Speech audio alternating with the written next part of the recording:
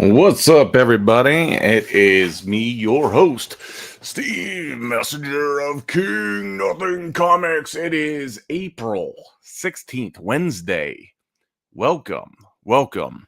If I had my life together, which I seldom do, if I had my life together, there was supposed to be an intro video, but clearly I don't know what I'm doing. I'm not the most tech savvy guy. I would like to think that I am, but alas, I am not. Um, I spent part of this morning fixing an old song that I had composed and putting that all together. And I made an intro video, and something between the keyboard, the screen, and myself was not able to get it loaded up for the intro. So instead of getting a dynamic video with lots of images flashing, lots of lights, all that good stuff, you get a short soliloquy from me to you. And we have a few things to go over tonight. I did not have a convention this weekend. We will have James jumping on here in just a second. I'll bring him in. Looks like he just came into the back room. But we are simulcasting on 3 different platforms right now. 3 different platforms. First time doing this. Big thing though is I was not able to make it to C2E2 this weekend. When I say not able to make it, I wasn't invited. So we'll talk a little bit about that. We've got some other topics going on. There's a ROSSDRAWS situation going on we're going to talk about. I am not super familiar with the guy, never met him. But we're going to talk about all that and more. Would you please welcome James to the stage? James, sketching What's going on, boss? What is going on? I am paying the extra to simulcast on Facebook, Instagram, and YouTube right now. Nice. Let's hope it goes better than mine does. I always end up with technical problems when I do it. So the only problem I ran into was I put together an intro video that I thought was pretty jazzy, and none of that worked. None of that launched. So maybe next time. All right. Actually, maybe we'll bring it up on the Instagram. I have that pulled up, I do believe. There you go. But it looks like we already have people watching on possibly Facebook. I don't know what any of these little icons mean. So if you guys are watching, hanging out, hit the like button. It looks like we got some people chiming in. So appreciate you all joining. James, how was your weekend? Were you at any cons? Yeah, dude, I've been back-to-back cons for the last 3 or 4 weeks now. Oh wow. Yeah, it's been a hectic time. Yeah, I just came back. What show was I at this weekend? Oh my god, I'm drawing a blank right now. UBCon. It was UBCon. It was a littler show here at a college, UB. It was interesting. It was interesting, to say the least. When you say here, is that out in Akron, New York? Well, yeah, the convention. The college is in Buffalo, which is 20 minutes away from me. Interesting. There was a buddy of mine that used to set up like a Battle of the Bands kind of thing. Oh, nice. And they had a national tour, and they were trying to find the next band to sign to Sony. Was the deal. Mm-hmm. So he had a pretty good in with Sony. That was pretty neat. This was like, I don't know, 2010, 11, something like that. He would get different celebrities. When I say celebrities, they were usually like reality TV stars to be on there. And they had one of the gals from Rock of Love. Do you remember Rock of Love? Maybe. Was it Bret Michaels? I think that was the guy. He was trying to find his next soulmate. Yes. Through a reality TV show. I was like on MTV or something. Yeah, and they got one of the girls from that to be on there. And I remember standing outside. All my buddies are smoking. There's like 10 dudes standing in a circle, and she's like, I don't know. This looked like it looked like it could have gone somewhere bad pretty fast. But she's standing pretty much in the center of these 10 guys, and they're all just hanging on to every word she says. Yeah. Every answer she has is, "Oh my god, so I'm from Buffalo, And I'm from Buffalo, and I feel like every time that I meet someone from Buffalo, they have to say, "So I'm from Buffalo," and they always put that emphasis on the end. That's funny. Are you Yeah. aware of this? Is this a thing? Yeah, Buffalo people are weird. I'm not actually from Buffalo, so thank God Yeah. I'm not like that. But You gotta run into a few folks from Buffalo though, right? You're closer. How far away is it? Buffalo is only about so Buffalo itself is probably about 25, 30 minutes away. But the people who live in the surrounding cities of Buffalo consider themselves Buffalonians. But that's Oh, because like we have this weird culture here with like football and hockey and stuff where like everybody who watches it thinks they're a Buffalonian no matter where they're at in upstate New York. It's the weird or interesting. Western New York. It's the weirdest thing. So if you're But actually from Buffalo proper, you wanna let people know, yeah, I guess. Yeah, yeah. I'm from Buffalo? Buffalo. I'm from Buffalo. Oh I, man. there was a certain point, I actually made a comment. I was so, like, irritated with how this whole thing was going on. My buddies were standing out there too, so, um, they were also enthralled with this. I said, I need to go get a drink." And as soon as I kid you not, James, as soon as I said that, she said, "Oh my god, so I'm a bartender in Buffalo?" And I'm like, "Me just saying I was thirsty was enough for you to wedge in Yep. details of your locale." Very interesting. That's funny. Yeah. Say hello if you guys are hanging out in the chat. We got Ben chiming in here. What's up, What's up, Ben? man? Ben says, "When I wandered C2E2 Artist Alley, you were not wrong, Steve." Oh, about my comment last week? Oh, what was your Well, comment? um, there was a friend of mine that's been doing shows for years, and he says, when you walk through Artist Alley, no, he must be talking about the other thing I said. Artist Alley and C2E2 is very good. Oh, But the thing that my friend said was that Artist Alley tends to reek of desperation. oh yeah, yeah, yeah. So Ben, let me know on which front I was not wrong about. But you were not at C2E2, James. You were at a small show in Buffalo. I was, yeah. I wish, I wish I had known about C2E2 much sooner. I probably would have applied. I probably wouldn't have gotten in. But I probably would have applied. There's quite a few of my friends that went to it, and yeah, it would have been a nice time to go and meet some people I've only known online and some people that I know personally. But it is what it is. I'm thinking about trying for next year. We'll see. Yeah, excellent. Ben chimes in with it is definitely more the quality this time. So not so desperate. That's good. That's good. Desperation was the author. Oh no, dude. I feel for any author that has to sell a book at a Comic Con. Yeah, yeah. I feel bad because like oftentimes you see those people. At least I do at shows that I go to. I see those people that are just sitting there the whole day, sitting on their phone, twiddling their thumbs, talking to their friend if they brought a friend. But like you get like that one or two people who pop up to your booth, and I'm sure that's like the highlight of your day, and like it is ours. Like when people want to talk about your art and stuff. But yeah, I've seen quite a few authors who are like. Yeah, just like they either left early because there just was nobody coming to their booth, or like, yeah, that It's a sucks. tough sell. It's a tough Yeah, sell. I mean, art, you walk up and it, or even just merchandise in general, you see it and do you like it? Yes or no? If yeah, you hit yes, then it's do you like it enough to buy it? yeah, And if you like it enough to buy it, is there a deal that's good enough to make it happen? It's yeah, like those three things got to click. yeah. As I think if you're an author and you're selling your book at a show, like you have to be a salesman, dude. You have to like instantly draw people in and be like, "This is my book," and blah blah blah. Be super excited about it and like have your whole pitch nailed down like perfectly to where people are like, "Wow, that sounds so cool! I want to buy it," even if they're not Yeah. going to read it later. Right. you know, Yeah. um, but There's one gal. it's tough. Ben might know who this is. Um, there's an author that I booth next to one of the first Comic Cons I did. That her whole thing was, "Excuse me, do you like to read?" Every single person walked by. "Excuse me, do you like to read? Do you like to read?" And yes or no. If it was no, it was okay. Have a great day. If you said yes, it's like, well, then you at least have 10 seconds to read the back of a book. And she already had the book, handing it across the table. and you look really bad as a human being if someone is holding something out and you just walk Yeah, right and you past them, didn't. right? Yeah, yeah.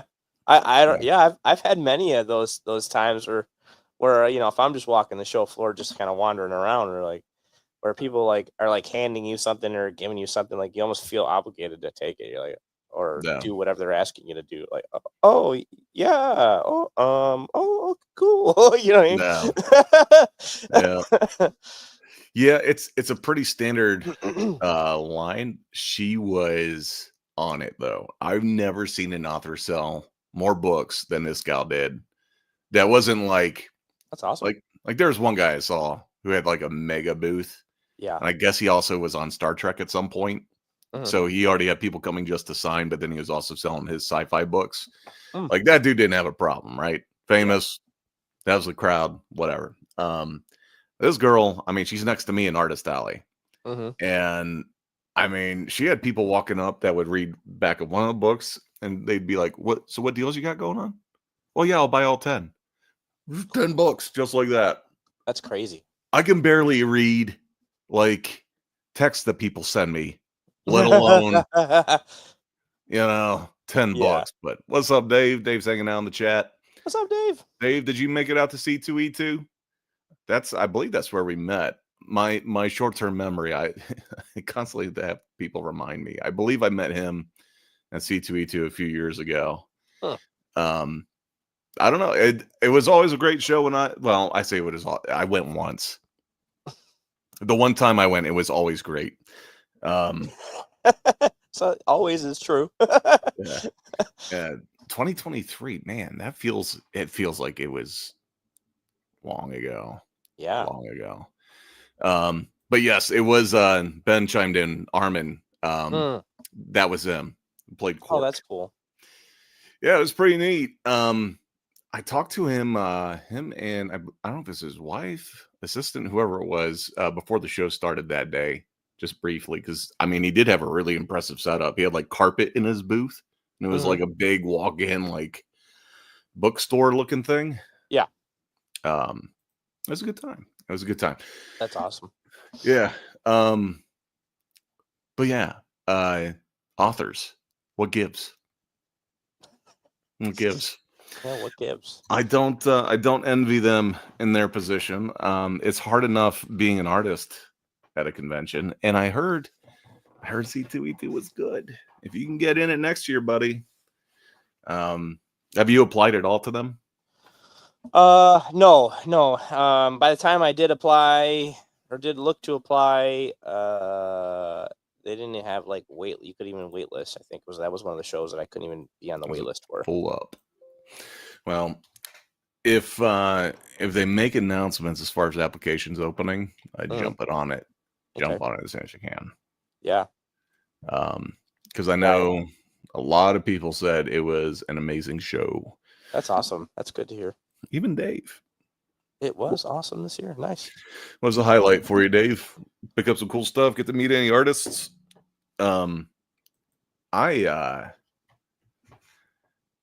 happy for all my friends that had a great time at C2E2. In fact, while we're talking about it, let's just go ahead and bring up let's just bring up their little Instagram. Yeah, let's see. Let's take a look at some of the stuff that they were doing. I haven't seen much just other than selfies at C2E2. I wish more people would take pictures of things at C2E2. Yeah. So this is the official C2E2 page. They have a little story with a frog here, I guess. Yeah. I'm happy for all my friends that had a great time. Many of them reported record sales. And Dave chiming in here with a couple things. He got to meet 7 celebrities. Very nice. Was there one that stood out above the rest? He also says that they had a lot of dead open space that could have been filled up with my stuff. Mine too. Yeah. See? What gives? I had one friend in particular who will remain nameless that said that due to placement and some other things that were going on, they unfortunately broke even. Oh, that's not good. When you figure, I won't put anyone on the spot with how much a booth costs, but I know like an exhibitor booth there could be like $1,800, I think. Woof. Something like that. Woof. Not to mention hotel. If you stay at the connecting hotel, it'll cost you about $1,200 to $1,400 for the weekend. Woof. So if you're doing all that, you're already like $3,000 in. Yeah. That's a lot. That's a lot of money to make. It is. Yeah. I've had a couple of shows like that where it's like the bar was very high to just like go to the dang show, and like, you know, I've had a couple where it's just like I'll take a chance on it. I'll do it. You know, like Baltimore wasn't cheap. I mean, I think it cost me about $800-900 for the whole weekend just to get in. Yeah. Fan expos usually aren't cheap, you know. So it's tough, man. I mean, coming from me, right? Like my best show, it's tough for me because I do such smaller shows. Like my best show, I break 3,000 for a show. You know what I mean? So like that matters to me. Yeah. You know what I'm saying? I mean, how many prints do I got to sell to recover cost of table and and hotel, right? Not to mention, then you got to put the taxes on it, all that good stuff. Right. Yeah. Which I've discovered for the first time ever. Oh yeah. What a pain in the butt taxes were this year. I'm going to come back to the chat here in just a second. I was literally shouting at one point today because I got hit with another bill for something that I didn't. Shame on me for not like remembering that it was coming up, but I'm like, everyone's trying to take my damn money, like losing my mind for a moment. Dave chimes in with he got to meet Dina Meyer from Starship Troopers. Very cool. Very cool. Chris chimes in with, "Sup guys, can't chat." He's out to dinner, but adding a viewer for the algo. Thank you, sir. Appreciate that. If you guys could hit that like button while you're algorithming. Yeah, please do hit the thumbs up. Yeah. Dave chimes in with it. And he got to meet John Rise Davies. Gimli. John Rise. I think it's Rise. He's been doing more shows lately. It's very cool. Here's a big dude too. Like for being the dwarf in the party. That's very very large, and they make him a very stout individual. Yeah. Ben chimes in with, next year is the year to try. There's about 5 to 7 shows just that weekend. Oh yeah, I saw they got like, was it a C2E2? There's like 2 or 3 other big shows that exact same weekend. I think it's the same weekend as Planet. I think Planet. Yes, Planet Comic-Con. Lexington. There was was it MegaCon? It wasn't MegaCon, was it? No. MegaCon's the weekend before. Oh, okay. It might be WonderCon. WonderCon, that's another big one. Same weekend. Yep. Dude, it's gonna be a melee, dude. People are gonna have to give. I'm doing Lexington for a couple of reasons. Number one is I'm still chapped about not getting in this year after all that.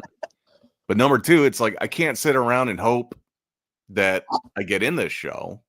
Yeah. When I think it was like 3 days to book Lexington before they open it up to the public. And I'm like, if I want a good spot again, I have to sign up now. That's a sure thing. I can count on that. Meanwhile, you got C2E2 is like, we'll get back to you when we get back to you. Yeah, Ben confirmed it was WonderCon there. And also has a tip. He says, big tip to save money, stay up by the Art Institute and take the metro. Interesting. Okay. That's interesting. I was fortunate enough the year that I did it, C2E2 that is, in Chicago, that I got to guest spot with Clan McDonald Comics. They were gracious enough to hook me up with not like a little spot. They gave me a whole 10 by 10. Oh, wow. That's awesome. Which is awesome. Yeah. Very grateful for that. And they were doing live sales with me all weekend, all that good stuff. So yeah, I decided to opt in for the connecting hotel. I almost never do that. It was super nice to be able to just, walk up to the room, walk down to the show, that sort of thing. Yeah. But the dinner situation, good luck. Like the hotel restaurant, I mean, standing room only. I was very lucky every night to have one spot at the bar that I could squeeze into. Nice. And all these other people are like, "Hey, we're gonna get dinner." I'm like, "Where? Where are you getting? You have 12 people standing next to you. Yeah. Is there a food truck outside? Like, what are you doing?" Right. But yeah, we'll Ham see for next year. sandwiches. I'll What's be that? ham sandwich guy. I'll be the ham sandwich guy. Yeah. Dude, I've been doing that lately, just getting stuff to take back to the hotel room. It's so much easier to just have like something you can make at the hotel, whether it be sandwiches. Probably not the healthiest thing in the universe to just be like whip out a sandwich and eat a sandwich, but I'm sure there's more unhealthier things you could be doing. Let me But tell you. it's easier to do that than worry about where you're gonna eat and like who you're gonna eat with or whatever. You know, if people want to go out to eat and like it's just me. It's just mayo, bread, ham. I'm good to go. It's a lot to coordinate all that. You Yeah. did say though about being able to just whip out a sandwich. James, if I could have one superpower, it'd be the ability to just whip out a Whip out a sandwich. sandwich. PB&J. It would stink if it was Gotta completely fit. random every time. Oh my gosh, yeah. You don't know what you'd get. Be bologna one time. You're like, I'm not feeling the It'd be bologna. like a this time." bologna cheddar raspberry jam sandwich. And like, Gotta, yeah, what? you gotta whip out like 20 sandwiches to get the one you want that one time. Now imagine if Gambit had that power. Instead of throwing cards, he could supercharge sandwiches and just chuck those across. Yeah. Oh my goodness. Ben come up with some more pro tips here. He says, I paid under $500 by the Art Institute. Train station was right by the hotel. Goes right to the convention center. Plus $7.50 per day for the trains instead of parking. Okay. It's not Here, bad. I don't know how bad parking is over there. Never done the train. I would need to watch a YouTube video on how to get on a train. Me too. Yeah. It's pretty sad. It is, but it's like, you know, we don't come from those types of areas where they have those, right? So yeah, it's different for us. It's nerve-wracking. We've only heard bad things. Dude, I about had an existential crisis when I was a kid. I only rode the bus when I was in kindergarten, right? Yeah. And was it kindergarten? Maybe I was in preschool. Holy moly. Okay, so in preschool, here's what it was. My only experience with a bus was when I was in preschool. We did a field trip to the library. You had to bring money for the bus, right? Yeah. This is an interesting field trip to take preschoolers on, but I distinctly remember this. So behold my terror when in kindergarten they line us up to get on the bus to go home, and I'm like, oh, I have no money. Oh. And they're putting us in line to get on this bus, and I'm like, oh. So we're walking up, and the whole way up to the bus, I'm like, this lady's not going to let me on this bus. I have no money. And I get on. I inform the bus driver that I must have left the money at home. She's like, "There's no problem, sweetheart. You don't need money." I'm like, this is amazing. Went from sheer terror, like my first day of kindergarten, there's going to be just rows of school buses of all these kids laughing at me. Like, look at that kid. He's poor. He has no money. Yeah. That's funny as heck, dude. Hotel parking was $62 a day. Dude, that's outrageous. Oh my God. Yeah, especially if they're doing the valet stuff. Some of the hotels have a valet garage and a regular garage. Have you seen this? Have you heard about this? I've seen it, never done it or understood how that works. Many places they have one parking garage, and the first few levels will be valet. Next several will be everybody else. Yeah. I went to a show down in Atlanta. I couldn't tell you what hotel I stayed at, but they were charging extra for valet that had its own garage with security that was attached to the hotel. Otherwise, you had to stay at the garage across the street, which looked like a war zone. And it was a very scary weekend. We'll just say that. Yeah. Eesh. And Ben confirms it was not valet. It was open park yourself. Bless you. Sorry about that. And Dave chimes in with get a roommate for hotels. I know a lot of people that do that.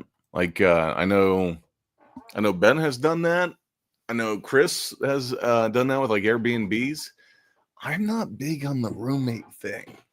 I tried to do that. So I did that once. I did that for Baltimore, and there was 4 parties that were going to come, and I thought it would just make sense for all 4 parties to split up the rooms, right? And that was not how the person that bought the Airbnb decided that they wanted to do it.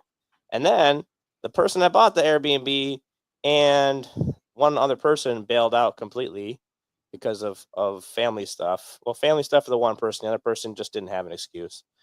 Mm-hmm. And yeah, it was like pretty stupid because we were supposed to save money, and then we ended up going from saving money to not saving money, and then 2 people just wasted money because they didn't go. Thankfully, we didn't have to pick that up, but still, it's just, yeah, it's a lot. It's a lot to kind of deal with.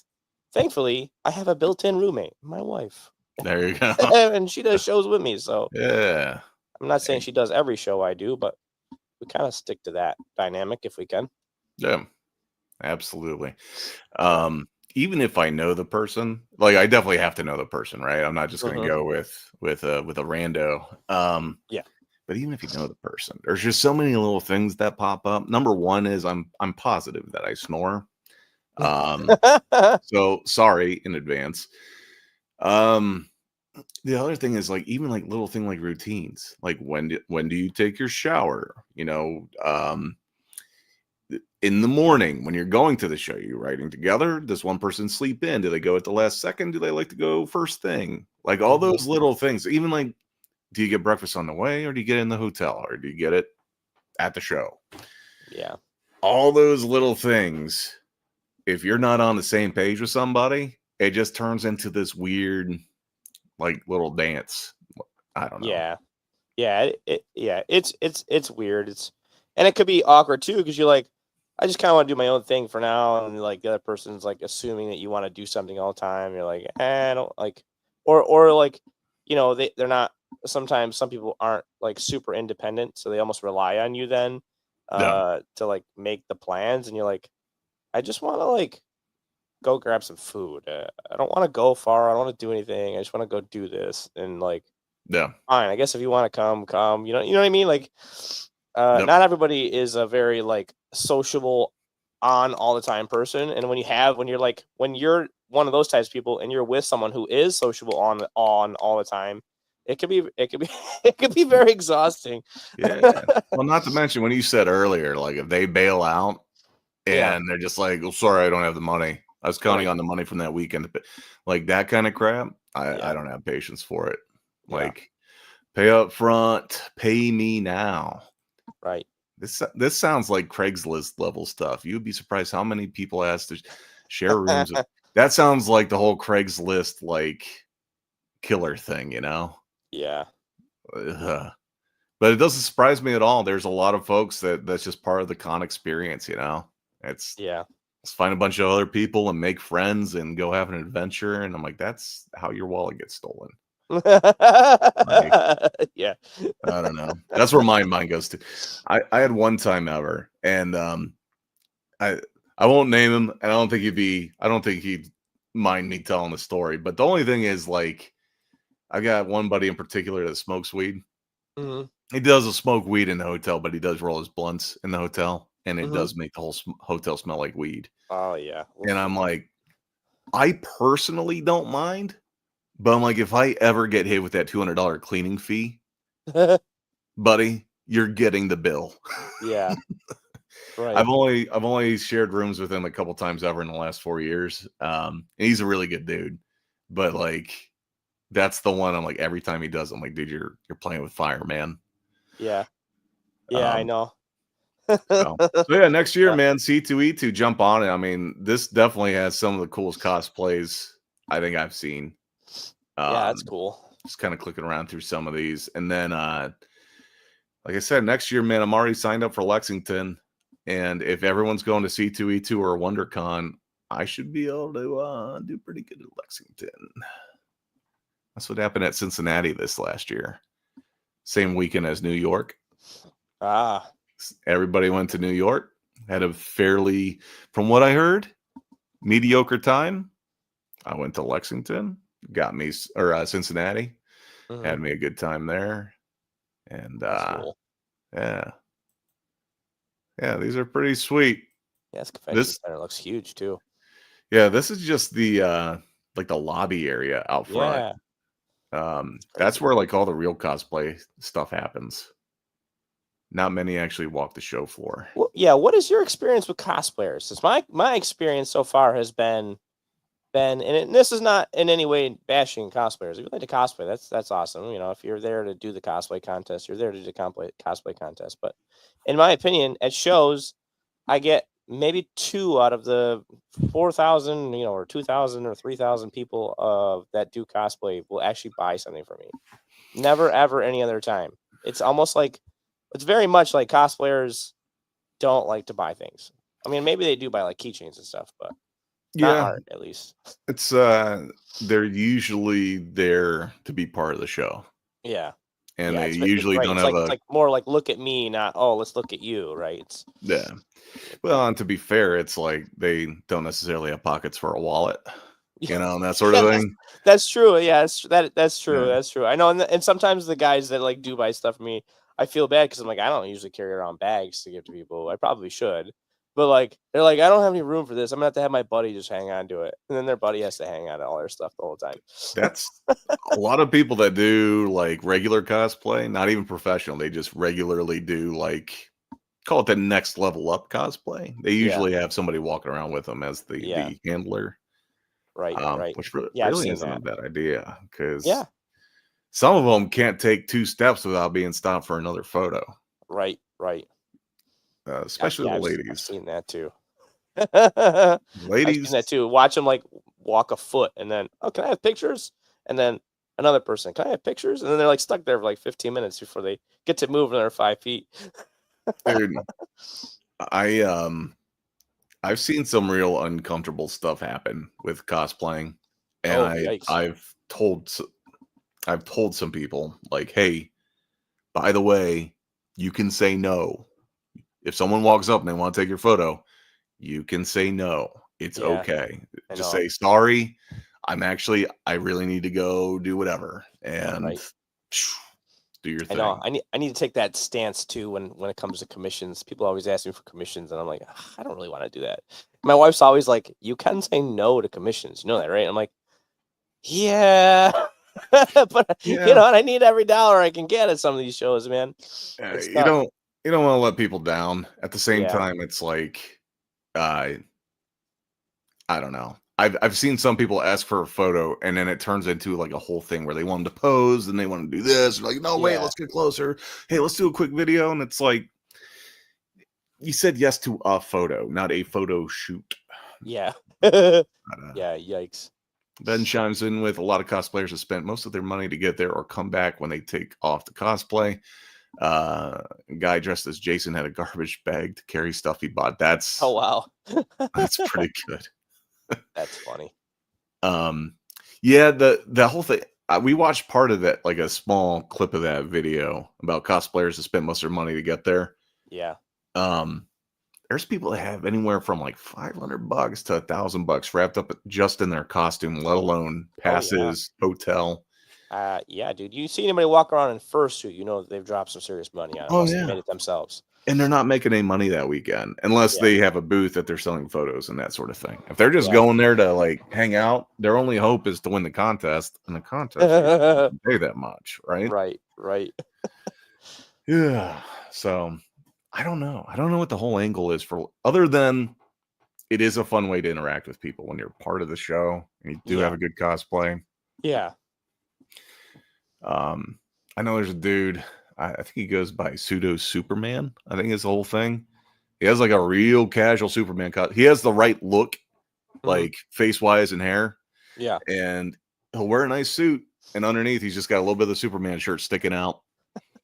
And he just goes to have fun, you know. He gets a lot of photos with people, and you know, that's his whole thing. I did that with my best man at my wedding. We all had hero shirts underneath our nice our suit. Very nice. I would sweat so bad. I sweat enough in a suit as it is. Yeah, it was hot. It was supposed to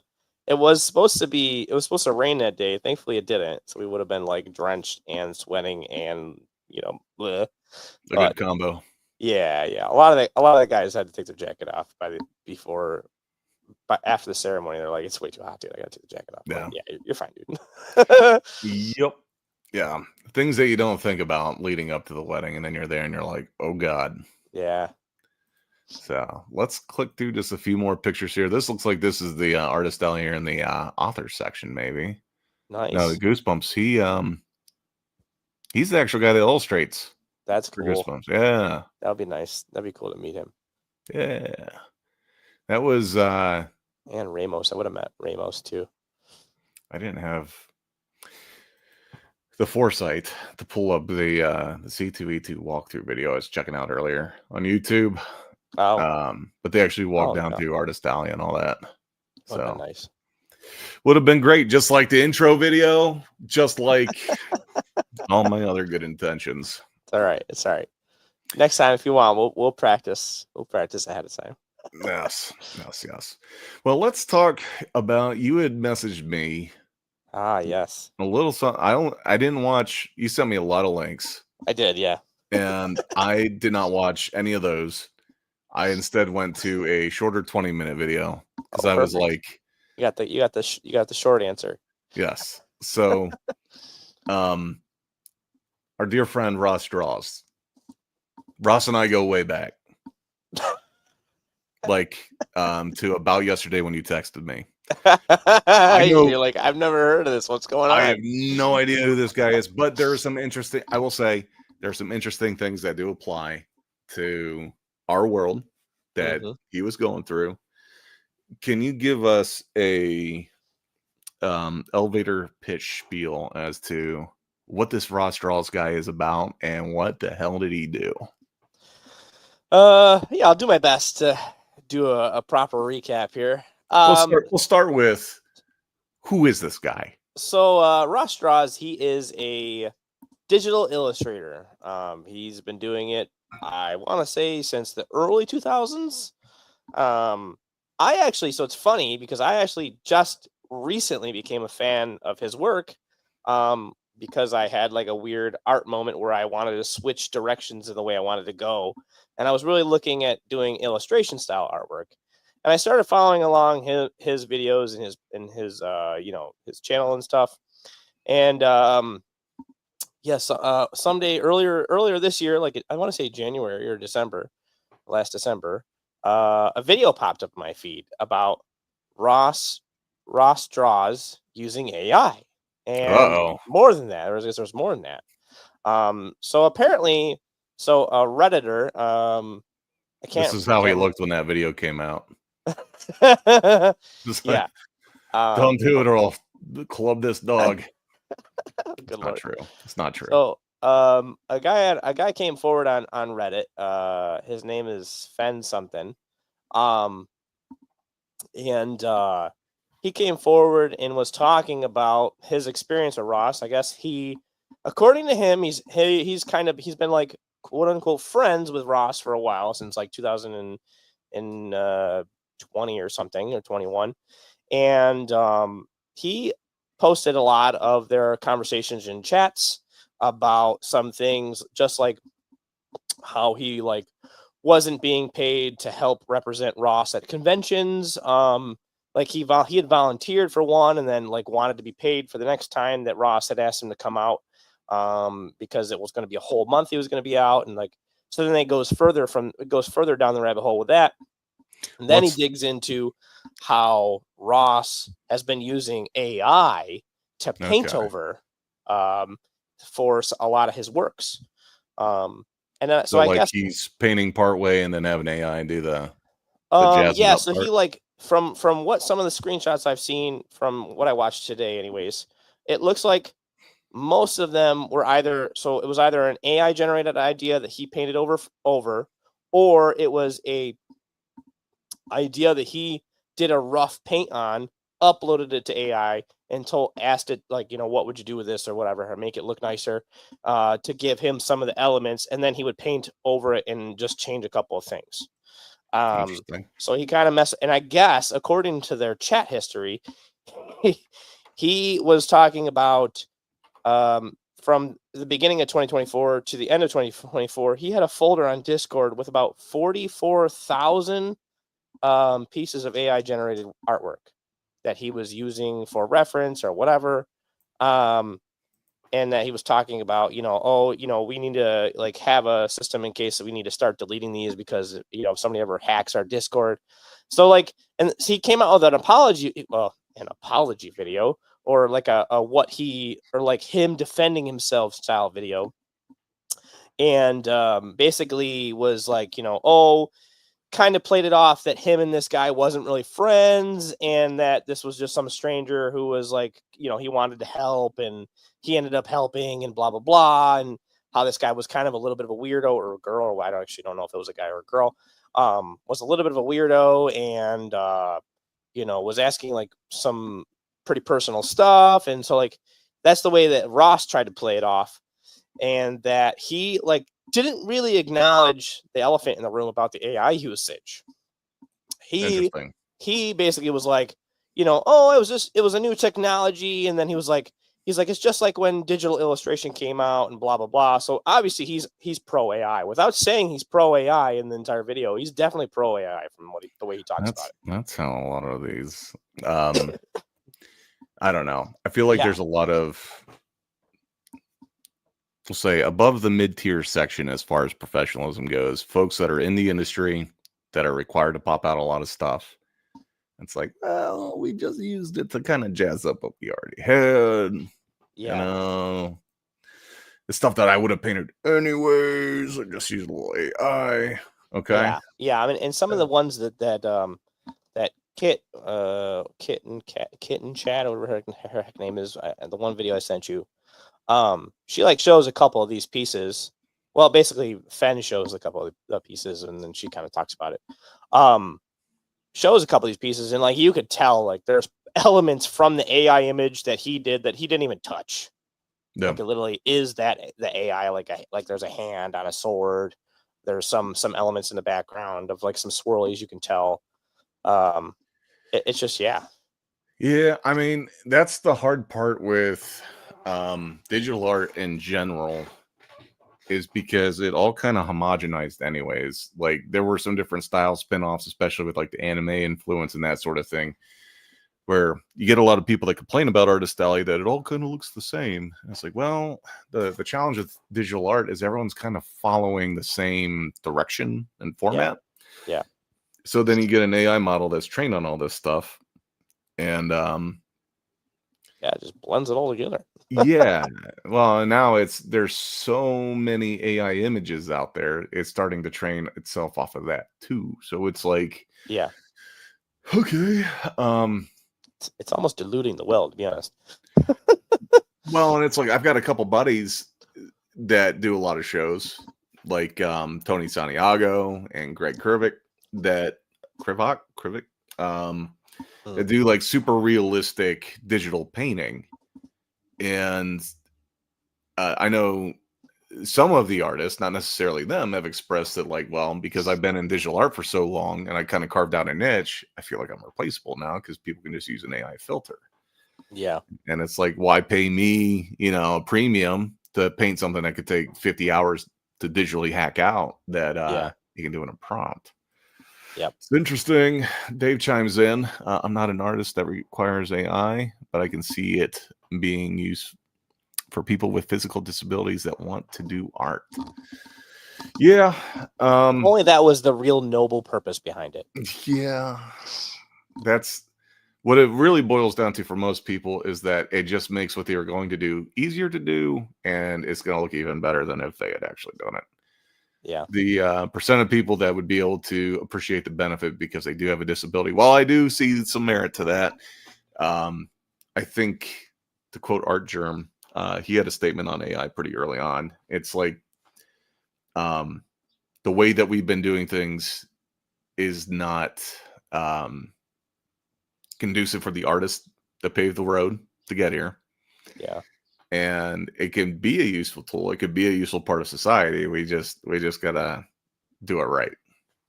Yeah. So yeah, especially like you look at Art Germ and some of these other folks, you can tell a lot of these engines favor their style and their coloring. Yeah. So Yeah, they like that. They like that art term style. And people specifically ask for art term style when they do prompts and stuff. Like I've seen it. yeah. Okay, Yeah. So I think I hadn't seen her examples of like the obvious AI things. Yeah. I saw part of his statement where he talks about it being a tool, and it's like the whole Jazza thing, the whole Jazza and Shad. Shad's the guy that's really been the proponent of AI. I talked about him on an episode a couple weeks ago. Everyone says that Shad's the pro AI brother and Jazza is the actual artist. And it's like, well, Jazza actually really wants to use AI. If you watch any of his videos, he even did a video that was debating AI, where at the end he's like, our studio is actually already using it because it allows our whatever producer to produce more content that she wouldn't have time for otherwise. Yeah. It's like all these companies are already using it, man. Yep. So where does that leave us? Let's see. But I do have a video pulled up. I watched the share this tab instead. Our dear friend, our dear friend Sam does art. Watched some of his, and it was kind of interesting. He goes into this Phoenix person that you're talking about. Let's see here. Don't worry, I just got to help YouTube real quick by answering one question. None of the above. Which of these household cleaning brands would you consider choosing? None of the above. Don't know what method. Lysol. Not bad. I would consider using that. I don't know Mrs. Mayer's. Oh my goodness. And Clorox, I could use Clorox. So then Ross Holy shows me smokes. a little bit of his personal experiences with the author of that Google Doc, Phoenix. And I was just completely taken aback. So I told Ross that as a creator, I understand that you might want to take This guy distance knows away Ross. from all the negativity, but also as a fan and as somebody they work in the same space. I guess this side of the story is just as important. So Sam does art has talked about how he's a fan of Ross's. So he's a little bit on the bias side. Yeah. Yeah, he had 2 videos. I only watched the one. This is one of those things where like I know the truth. We're not gonna get the whole truth. No. Well, yeah, I mean, right, and that's the thing, right? Is like between the two, between Ross and Fenn, we won't know 100% of the situation, and like we only get what we see based on what they both have shown, and who knows, like, right? Yeah. There's also a certain point where like because I don't know them, I also don't really I'm not invested.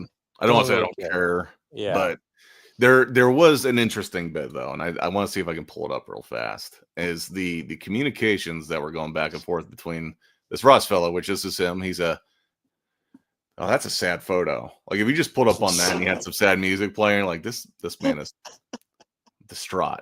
I wish I had a music cue. Yeah, right. Maybe one day when I get some production value. There you go. Commented on a lot of my so he's talking about it. This dude is like talking and get my attention. At first, like my initial. There we go. This is stalker level chat that's going on. Yeah, it does look really weird. Yeah, Fenn is definitely one of those people who like. He like blows up the chat, and that's what I thought originally. I originally thought like this guy's kind of weird, man. Like you just like you would think you would stop responding after like 1 or 2 responses, right? If we had a video that was titled "ROSSDRAWS found dead, strangled with a garbage bag in a hotel room," garbage bag full of convention materials, I'd be like, it was either Jason, or the stalker guy that was sending him 100 different messages. Yeah. Like read this crap over here. So when are you gonna buy me dinner? LOL. You'll be in the area. Creepy eyes, winky face, or whatever that is.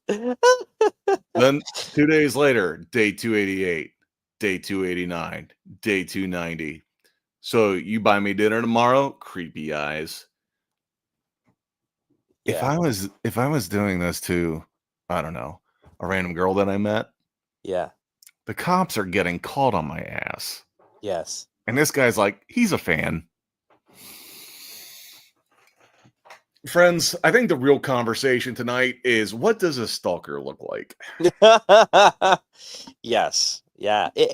Yeah. Their conversations are really weird. And there are parts of the conversation, like if you see some of the stuff that was leaked like earlier in this week versus some of like what Ross shows versus what Fenn originally showed. Some of the stuff that Fenn originally showed did seem really weird. Like why are you still bothering this guy if he's like, if he's ignoring you? But then the problem is and maybe this is one of those things like Ross is too nice of a guy. Maybe he is, because then like Ross is like, oh, I bet, he's like, hey, can I help you out? And he's like, bet. And then he's like, you can stay at my house. And then the guy's like, bet, dude, let's go right now. I'll buy the tickets. And he's like, oh, wait, hold off. I should give you an answer. And it's super weird. Like the way that he interacts with this guy, if he thinks he's a fan, like you're almost, and if it is, this guy is a creeper, right? Then you're feeding that fire. And it does bring me back to like, what was that artist? You remember, like, it was like, her name was Selena something. Gomez? No. That's the only Selena I know. I don't know. They made a movie about it years and years and years ago where like the fan ends up shooting her. Oh, at the end of geez. the movie. Yeah. Like that was the level of like stalker weirdness, but that was because this lady was continually nice to her, kept breeding that fire of extreme fandom where like she thought like she had to kill her to like save her from herself or something. You know what I mean? It was super weird. That's and just like the mentality. Conclusion. Yeah. The mentality of those types of people is weird. But yeah, Ross is almost like too engagemental. And then like some of the stuff that Fenn released earlier this week was like, I can't believe this dude would like play it off like we haven't been friends before these messages even happened. Because apparently they've been hanging out since, see the timestamp there, 2023. Yeah. They've been hanging out since 2021. I guess he did some modding for his agent's streams or something like that. And that's how they've been friends, and they have pictures of them together, I guess, even though I don't actually know what this Phoenix Soul person looks like. But yeah. Yes, Ben, it's Selena. I think that's what her name was. I don't know. Yeah, I'm pretty sure the movie was called Selena. But anyways. Selena. Yeah. So yeah, we got Phoenix Souls. Ross, can I ask you a personal question? I mean, I'm gonna, but figured I'd be polite. Yeah. Sure. Are you a blank? Could be anything. Yeah, who knows, man? Laughing my arse off. Wasn't expecting that one. LOL, bro. I think too personal for me. Ha ha ha ha ha. Sorry. Yeah. Yeah, I mean, there's like, you're either banging so-and-so or something. Be honest, did you smash? These are just weird questions to be asking on a public forum, or if this is a private message. I believe these are private messages between the two of them on Discord. Yeah. That's my best guess. Can I blow this up at all? Not really. No, not really. That's as big as it can get. If I just drop everything for a weekend, fly out to LA, help you, could you also provide helper housing? And this is where Ross says, fine, you can sleep on my couch. Fennec says, effing bet, let's go. And that's your first sign of like, oh no.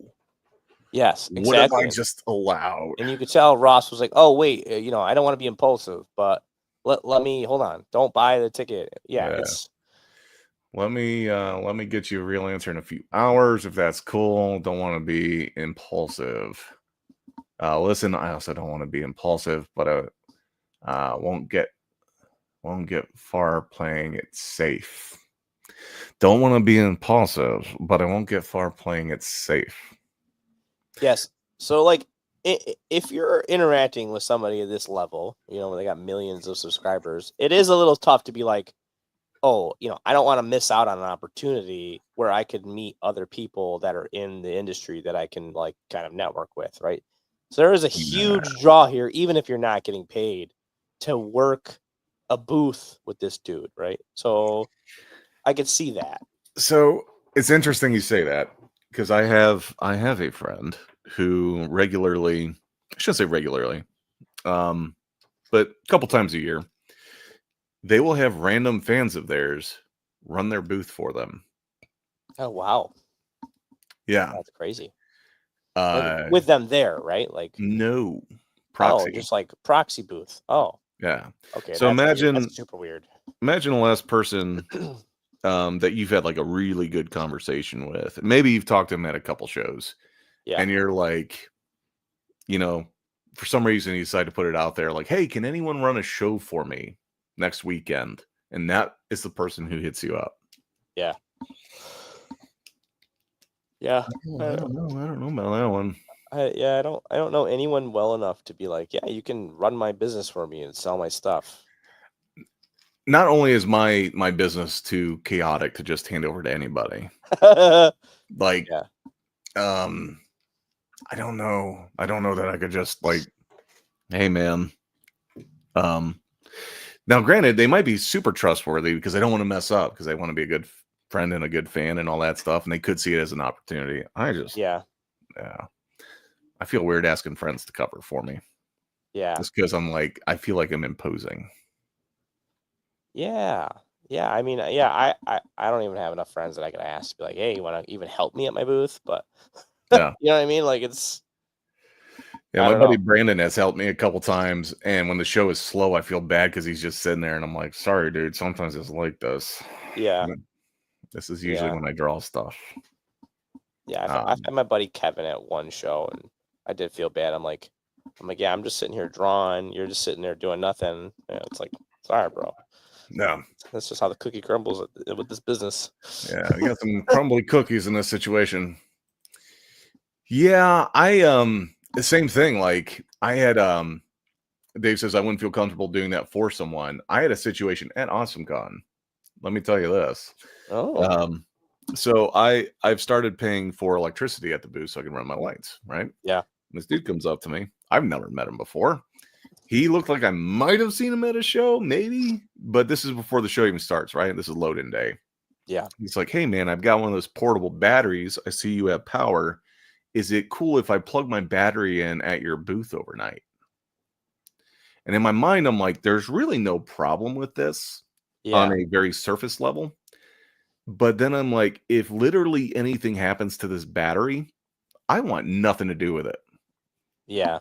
It's stolen. If someone spills a drink, if I kick it over, like, I don't want anything to do with your business, man. Yeah.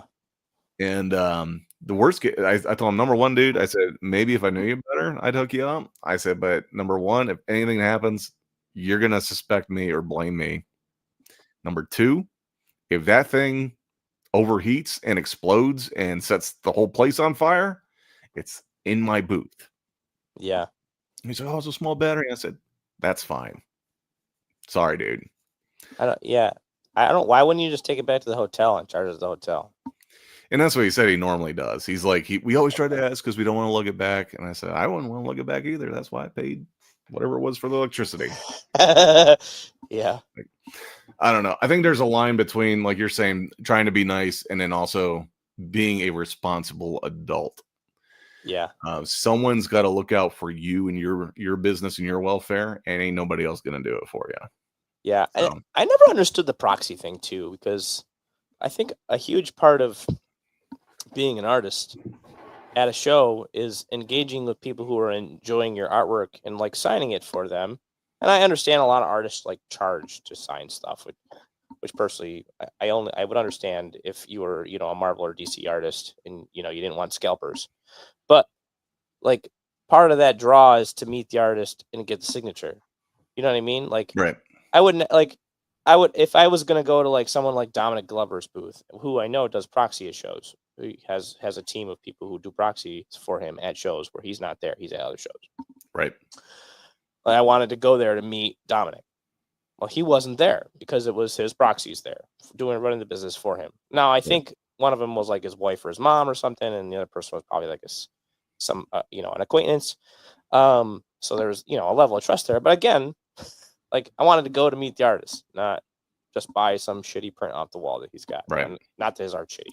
Yeah. I So shouldn't here say that. I you heard shouldn't it say here that. first. Sorry.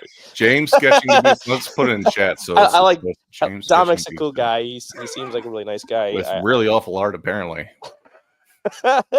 No, he's very good at what he does. He's very Yeah. good at designing works of art that would This look is what nice a on a wall. spin looks like. This is I'm taking my hole right into yeah, nice cover.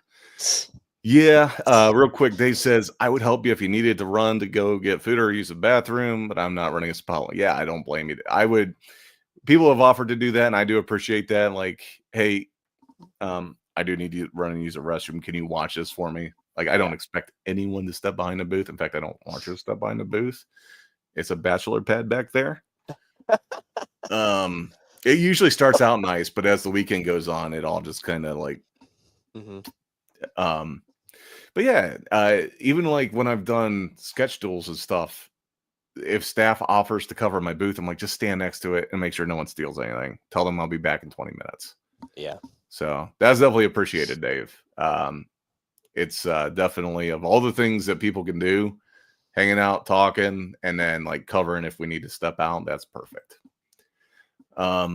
So yeah, this is stalker behavior coming from our friend. Now, that being said, it does look like they have some banter going on. He's going on about like, come on, Ross, come on, man. Ross, like, oh, I'm not sure yet about the couch thing.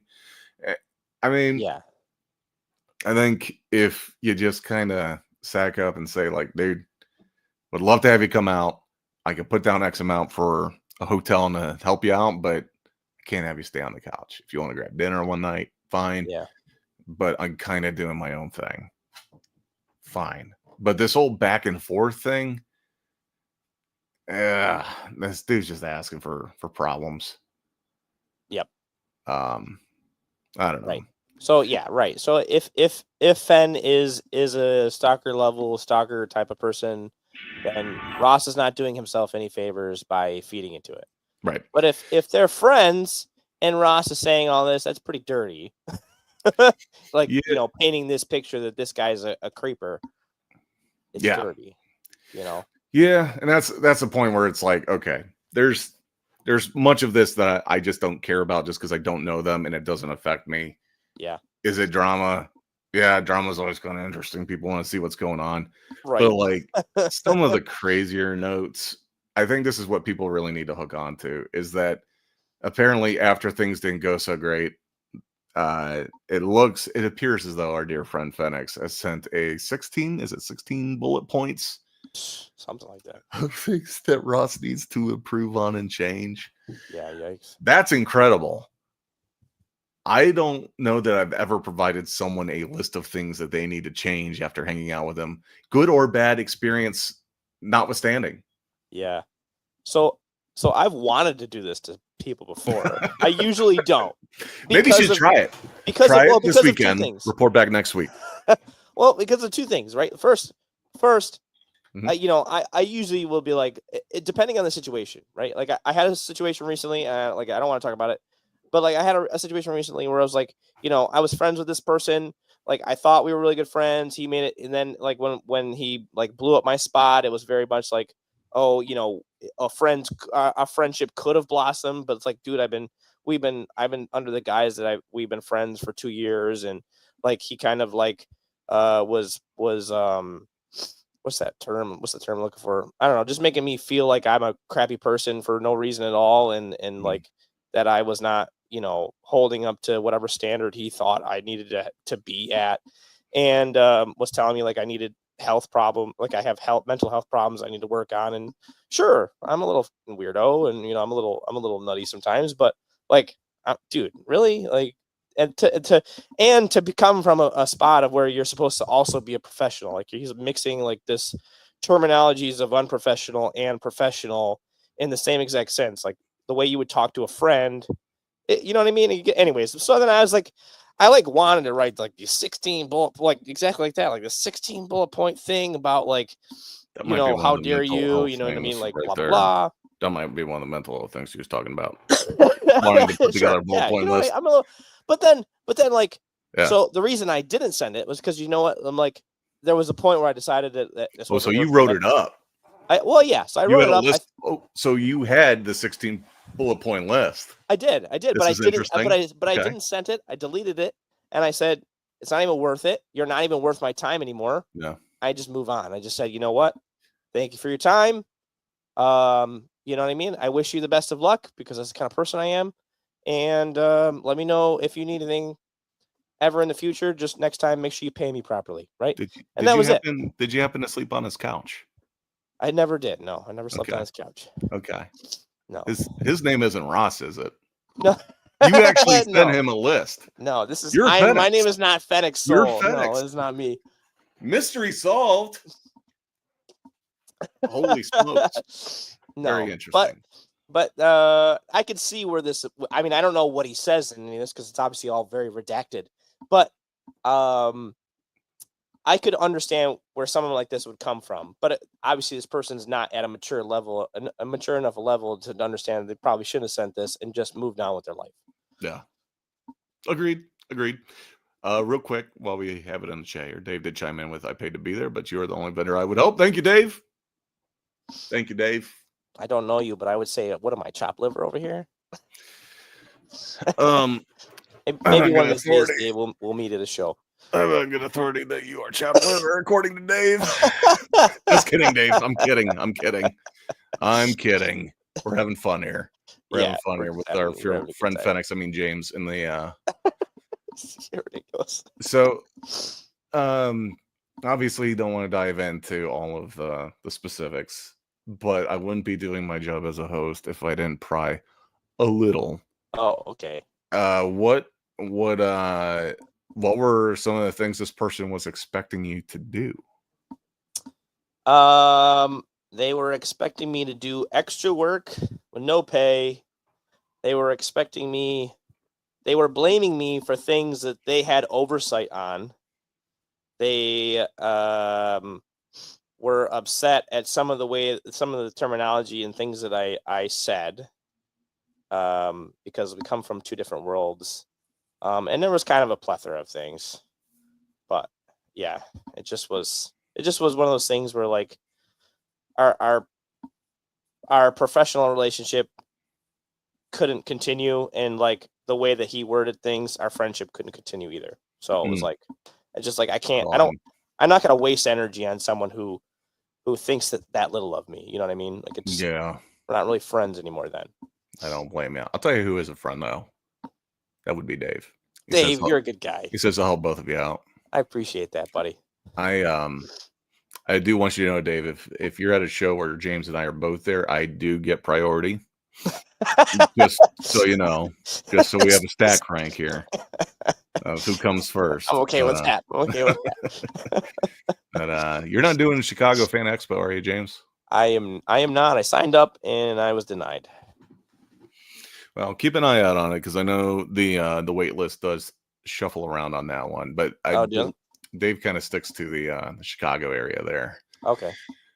One of these days. Yeah, I'll tell you what, man. It is interesting coming from being 20 years in the corporate professional world, in a space that has nothing to do with comics, and what the expectations are from like a professional perspective. Yeah, I've worked in places that are super tight, like almost like you're going to church every day, like even casual swearing like hell or damn. Someone could have an issue with that, to places where it's way looser, where someone brought a crossbow to work one day. Like you're not supposed to bring weapons to work, that sort of thing. So, but everyone was just checking out their crossbow. I'm like, okay, well, we have crossbows here now. Okay. What else do we have? If this is what I can see, what can't I see? So to go from that to the comic book world, the level of professionalism and lack of HR etiquette, it's astounding. It is astounding. Yeah. But yeah, I'm there, Dave. I'm at I'm not sure what order these came in, but yes, James, definitely try again, especially with Fan Expo, because sometimes they lose the applications. Yeah. So try that again and all that good stuff. That's a good point. I think I'm even in the Facebook group too. I could be like, hey, anybody drop out? Yeah, it happens. Let's see here. 5580. I'm going to show this example. I just realized that there's private chat on here. Yeah. Yeah, so we're going to pull up an example here of a AI issue. And feel free to say if you send me something in the private chat to check the private chat, because otherwise I'll probably completely. You're good. You're good. Like last time when I Michael showed up. I didn't know how deep you wanted to go with this one. We're going at least knuckle. All right. Let's see here. Share this tab instead. All right, let's talk about the AI image. Should be coming up. All right. Right there. Yeah. I do have her on mute. It's not just you. It's me. Where'd the regular chat go? Come back. Go back. There we go. Yeah, there you go. All right. So here's the sketch. There's the AI prompt, and there's the final version. So I don't know. Oh yeah, looks like he took a sketch, shoved it into AI. AI spit something out, and then he modified it with his silly little techniques he's claimed that he invented. I mean, it looks like there's some heavier eye makeup, some different lighting, more hair, changing lighting, and some more strands coming off of like the belt and such, and some different flowers. Yes. I don't know. At this point, it's like, how far off is the final from the AI? I mean, I thought the sketch was kind of cool. If you'd spend 3 more hours on the sketch, it'd probably be right. And I just don't like it. Just seemed unnecessary. And then he's like, I like the fact that she's got orange or whatever, and then just change the original image. I don't understand that to redraw or whether he recreated the whole thing or like we said, just painted over it. I don't know. It kind of looks like, and if you look at her hand, the hand, right, holding the sword, the bottom hand, it's identical. Zero change. Let me ask you this, James. I'm gonna steer a different direction, but it's a parallel that we might find some more common ground on, some more truths on, some more conversation points, if you will. Yeah, there's a lot to unpack here. Yeah. Oh yeah, Ross, popular guy. Yep. He's got people hitting him up all the time. He's expected to churn out bangers left and right. Reminds me a lot of the story of a little band you might have heard of called Korn. Oh yeah. Not the one with the C, the one with the K. Yeah, I got you. Feeling like a freak on a leash, man. Yes, there you go. My favorite is Adidas. Yes. That was quite the cultural phenomenon back then. It was. I have all these metal kids wearing jumpsuits to school, Yeah. Yep.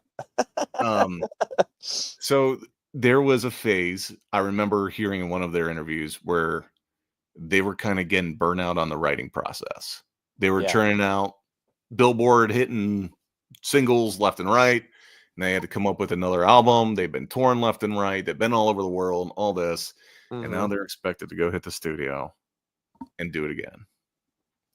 And they brought in a team of writers to help them come up with, I forget which album it was. And this is all from memory. I could be completely wrong. But let's just pretend this is what happened, even if it's not completely true. What is worse? Hiring a team of writers for you, a performing musician or artist, to go out and perform as though it were your own, or to consult a magical box that spits out the thing that you can then modify, dress up. That is, in this case, based on something that you started to create a banger. What's worse? Or what's better? What's more justified? I think hiring somebody to write for you is more justified, because at least you're hiring a form of artistry to do that for you. But I could get, if I was an idiot and I didn't know how AI sourced its images and all this other stuff and how it got all this stuff, I'd be like, why wouldn't I do that? It's free. No. You know what I mean? But no, I think it's definitely better to involve other people who have a human soul and can bring something to the table in that sense than have a computer do it. But yeah, I think, Absolutely. and it still kind of comes back to my same argument is that like my problem with AI isn't necessarily that it's a technology that's stealing from art, that's stealing work from artists and replacing us. It's more the sense of how the images are sourced, where they come from, and what is the final say, and like the original artist that had this piece of work that it was stolen, were they compensated for it? No, the answer is no. We know that. Because otherwise, if every artist that had art stolen from AI was paid their due diligence, you wouldn't be able to afford to make that prompt. I'll tell you that right now. It would be just as expensive to make the prompt as it would be to pay the artist who did the work. Right. So, yeah. No, I think there's a lot of truth there. A lot of truth. Real quick, David chime in with one more. He says, in regards to who gets priority, he says, I have too much VRC for you not to get your priority. Listen, Dave, we can make that change. Okay. Hey, check out some of James's stuff. You might have, I don't know if you jumped on his Kickstarter that wrapped up. That looked like you closed with a good bang there, man. That was not to get completely off track, but that's a good thing to talk. Let's take a quick reprieve from all this AI stuff to talk about real art. Yeah. You had a pretty solid wrap up to that thing, right? Yeah, we ended at about 1,500. Thankfully, knock on wood, I didn't have anybody that pulled out of their thing. I had one guy way earlier completely pull out, like at the beginning of the month. But yeah, we ended on what we ended on. It was great. 5 times what you're looking for. That's got to feel good. Yeah, dude. I mean, I was thinking, I'll be happy if I get 500 off of this. You know what I mean? Like, that'd be great. Yeah. To come out at 1,500 makes me kind of nervous, because I'm like, man, I really gotta deliver this. It's like I gotta step up my game. Like the designs I have now for these cards, I gotta do something special, man. Because this was a lot of fun, and yeah, I mean, it's been cool talking to people about it, and like getting feedback and stuff for like other series cards that I'm like potentially will do, and some other ideas that I can come up with, like as far as like how to increase like more interest into the project, right? Where it's not just sketch cards. Now people are interested. Like, I had people come up to me like, hey, if you designed, like, so they saw my Captain America here. If you designed this as a card sleeve, dude, I'd buy that in a heartbeat, because I play Magic the Gathering and I play Captain America as my Magic deck. And I'm like, that's genius. Like, I didn't even think of that. You know what I mean? Like, so, yeah, more things like that. There's that's a hard part with trying to come up with all the different rewards and all the products is, okay, I know I've had X amount of people say they would be interested, but would they be interested enough to actually spend the money? Yeah. And then when it goes to print, sometimes there's that minimum order quantity. Yeah. I believe that same company we talked about that does cards does the sleeves, and you can do one if you want, like one batch. Yeah. How many people would want to jump on it? That's the question. Right. To give you an alternative reality that I live in is I've had several good artists offer to do covers for free for me. Mm-hmm. And which is tremendous. Like, for someone to be like, there's probably 6 different people I could think of right now that have offered to do free covers. Nice. And the challenge I run into is the minimum order quantity for me to get the discount I need. Yeah. I will be in the hole if I can't sell at least like 30 or 40 copies. Yeah. And I've clicked on other people's campaigns where they've got big name people doing covers where they'll sell like 8, 9 covers. Yeah. Yep. And I know that they're paying them their cover rate. Now, granted, they can, depending on what they negotiate, they could potentially sell that cover indefinitely. They can take it to conventions. They can do whatever they want.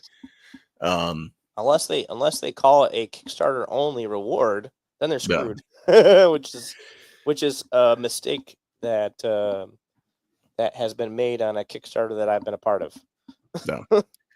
Yeah, I'm kind of over the Kickstarter exclusives. Maybe down the road I might, but Dave, give James a follow for next time. Yeah, please do. Because I'm sure you'll be doing another Kickstarter at some point. Yes. Yes. Maybe we'll see a volume 2 or yes. I something. think.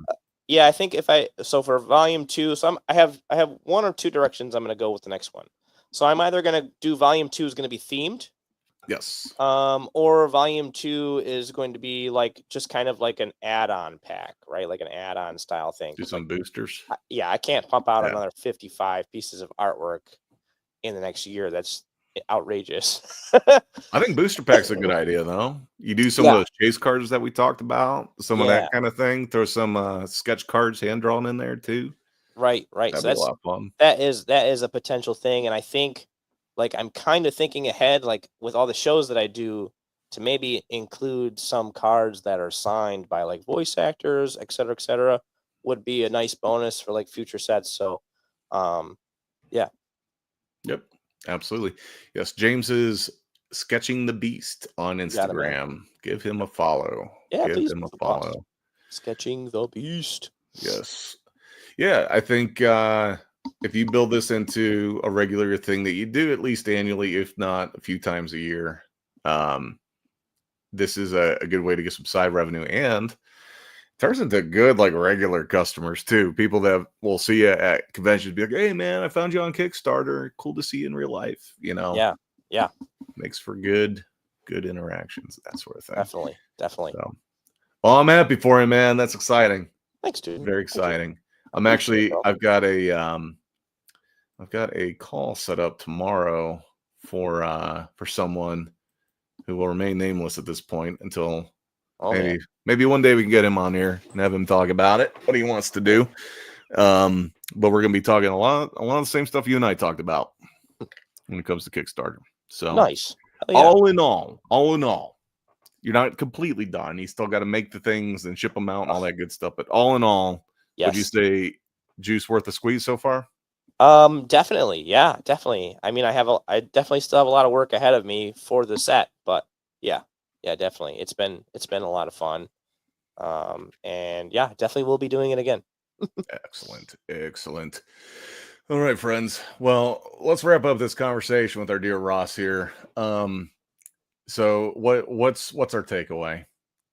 What do we have to say about Ross? Did he betray humanity? I mean, did he betray his own culture of people? Probably, a little bit.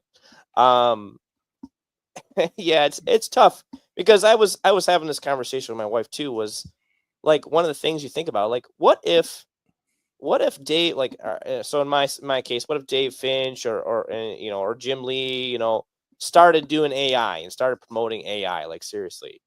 And then, like, you would almost kind of start to question, like, oh, well, is AI not as bad now? People aren't gonna be as mad about it. You know what I mean? And then you're like, you kind of almost you start seeing your favorite artists do these things, and you're like, start justifying it yourself. Mm-hmm. And that's a kind of a slippery slope to go down really quickly. Yeah, slope's already started. It has, man. It has, and I still think my biggest takeaway to this is Ross has some beautiful stuff. I mean, he was a talented artist before AI was a thing. So like, he's still got the skills that even if he stopped wanting to use it, it wouldn't matter for him. So it's very weird to like continue to see this where like you can do the work, you're just lazy, you don't want to. And it sounds like he went through some, he was struggling mentally as an artist, and there's a lot more to unpack there with this guy from what I've been reading and researching over the last while. Like, he's kind of a trust fund baby. But we're going down the rabbit hole with this one, man.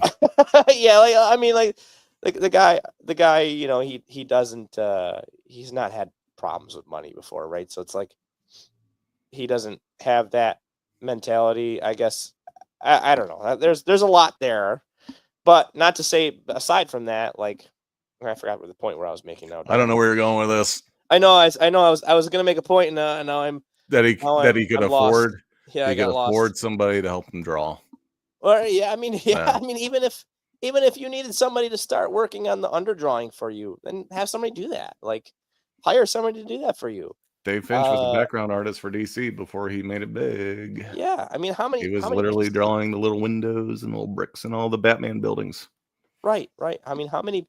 Oh, thank you, Dave. I appreciate you, boss. Appreciate every follow. Thank you. Well, here's what's going to be the what ends up being the segue. So you may be familiar with the Wheelers. Surrender the booty. Yes. They with their I don't know how much they're going to show here, but yeah, their number one selling cover for this, I believe, was the AI cover. And oh my goodness, was it? And they said in an interview. When I say an interview, it wasn't an interview. It was a chat on somebody else's stream that I saw. Yeah. Where they were chiming in with like that they still had to do retouches on it. It wasn't just a spit out from an AI thing. Somebody had to go in and like fix some things. But they do use a disclaimer that it's AI, and by it being a big seller, it allows them the money to pay for other artists to come on board that they wouldn't normally be able to hire. There's going to be a lot of dances that people do to justify using it. I'm going to do a little prediction here, as to what's going to happen between your Marvels and your DCs and the likes thereof, is that somebody is going to come up with an AI engine that only has public domain works on it that's been trained on, that they can somehow like verify it was only public domain, but with a super simple, easy way to dump in a ton of your own files for it to be trained on. It's currently, like, if you want AI to train on something, you have to put in like the search parameters and like what each image actually is. Someone's going to come up with a way for the computer to easily identify what's what in the picture, train on it, and then spit out that style. And who's going to benefit the most from that? It's going to be Marvel, DC, Disney, IDW, Dark Horse, all these companies that already have hundreds of thousands, millions, possibly even, dare I say, billions of images. Yeah. And they'll say, hey, Mr. Finch, hey, Mr. Jim Lee, hey, whoever, what we need you to do is put in the layouts the way that you would do it. And then you can even do like the rough pencils. And then instead of paying an inker and a colorist, we're just going to hit go. Yep. And then we'll have an artist on the back end clean it up. How's that sound? And I think some companies will jump on it. Other companies will say they won't. And then there'll be some companies that say they won't, and then they still do anyways in slightly lesser ways. That's my prediction. Yeah, the thing that I'll add to that is it's tough in the art world because the end consumer, the person buying this artwork, right? He's not going to care in most cases unless they're a big fan of artists, and that is the case for some people. Unless they care about how the art is sourced and all that other stuff, they're just going to look for a really cool product at the end of the day, right? They're going to look for something that looks cool. It's, they can read it or whatever. They can look at it or put it up on their wall, and that's going to be it. That's going to be it. It doesn't matter where it comes from, which ultimately is going to hurt us, I think, in the long run. But I do think it's going to do a lot for us guys who are already artists, who don't give up, because I'm already seeing that. I'm actually already seeing that. And my works my original pieces are selling now. You know what I mean? Like, people are valuing that more, like, because then I could tell them, like, oh, you see that mark there? That was an accident. Like, I did that and blah, blah, blah. There's a story behind the piece that they're buying. And I think people will appreciate that more. But yeah, I ultimately think that's kind of what it's gonna end up turning into. Unless something magical happens, in the entire art community, and the people that are filing lawsuits against OpenAI and all sort of stuff with their art win. Maybe they will. Solar flare takes out the entire electrical grid. Yeah, or something. Yeah, something. Yeah, we'll see, man. We'll see. Yeah, I think the folks that are perpetually online, they're used to not paying for stuff anyways. Yeah. If you see something you like, you can type in whatever you want into Google with a search for it, and chances are, if you don't find it right away, you can find it in a forum somewhere. And next thing you know, you've got everything you wanted for free anyways. Right. And if you use Bing right now, if you use Bing to search for images, it will spit out its own generated AI image of what you're looking for before it spits out anything else. Wild. Yeah, it's crazy. So you don't even have to go far. Yeah, I think there's a lot of folks that are openly accepting it just because it's being made the predominant thing, and I think it's being made the primary result in your searches. It has a lot to do with that investor money. Yep, it's always the money. But yeah, the people I talk to at conventions, man, they're sick of it. They're sick of it showing up. It's like, yeah, sometimes it's nice, if you're looking for a cooking recipe in your Google search, the AI thing says oh yeah, if it's too salty, add a little lemon. Cool. I didn't have to read through 50 different articles to get to that. Yeah, the AI summaries are kind of cool. Yeah. Yeah, but sometimes they're wrong. Yeah, I've heard people I use the AI recipe. Somebody said they use the AI recipe. it's dookie. And they're like, this was awful. It's the worst thing. And now people are trying to actively avoid AI cooking recipes. So it's funny. I think for a lot of folks at shows, if they were to be told that any part of the drawing or painting that they got, the print that they picked up, AI was used, they would feel cheated. The whole reason that they came to a convention was to have a tangible experience.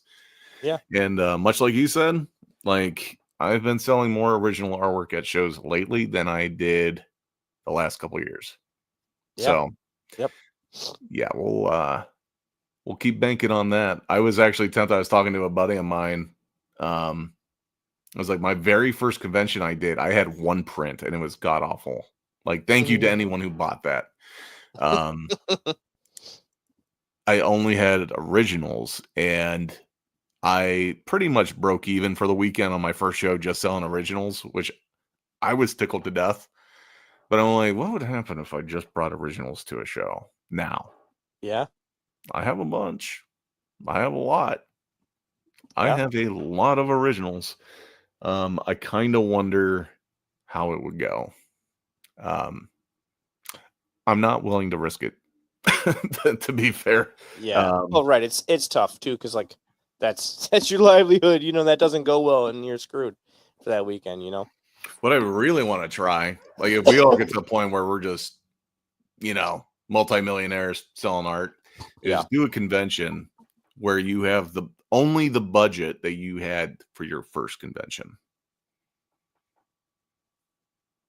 Okay. And whoever made the most that weekend would win dinner or something, right? So my first convention, I think my total budget between the table and whatever materials I bought, I think I spent $250, $300 maybe. It's about So if I had $300 now, that's probably an artist alley table at most places now. But let's say outside of the cost of the table, you only have $250 to set up a booth from scratch. What do you do? And I think I would, pretending you don't have any stuff already with you, existing. Yeah, if you want tablecloths, if you want, you're doing your first show and you've only got a budget of $250. Yeah. I think now I would definitely push commissions and doing that sort of thing. Yeah. But pretending that you don't even have a stock of original art to bring with you. If the show's in a month, you have exactly 1 month to get ready. Yeah. Yeah, that's tough. Yeah, I would probably whip out as much original stuff as I had. Yeah. And print out a couple prints, I guess. Yeah, I don't know. It was a tough one. Dave, I got you, bro. If I become a millionaire, yes, I will. I don't know. I figure I'd probably still be doing exactly what I'm doing, just with a lot less labor involved. Yeah. If I could afford to hire someone to just drive around all my crap and load it in for me, yeah, and I can just stay in the conjoined hotel and walk down and be pretty nice. All right. I think we covered the ROSSDRAWS thing. I think we covered the AI thing. What else do we have on the list? Oh yeah, I could do my recap of the last couple shows. Yeah, let's talk about that while I get the next thing loaded up. Yeah, sure. So I wasn't on last week, so I didn't get a chance to talk about Steel City. That was 2 weekends ago.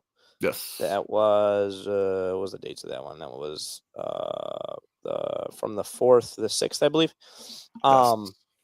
So I did Steel City Con, and there is and was a lot of drama At Steel City. At Steel City Con. Oh, Now this show always has like the people on Facebook where people are like angry about not having their guest, or angry about the lines that they're waiting in to meet the guests that they're trying to meet, or blah blah blah. Right. There's always somebody mad about something. Of course. It's always, that's the internet. Yeah, it's a Facebook group where people go to complain. So this show they had a couple of people drop out of the show. Sounds right for Steel City. I like that way you spelled it too. That's interesting. Yes, you must be familiar. Have you done Steel City, Ben? Go on, James. Sorry to interrupt you there. No, you're good. Yeah. So they had a couple of people drop out, and so they were trying to like kind of scramble to get people.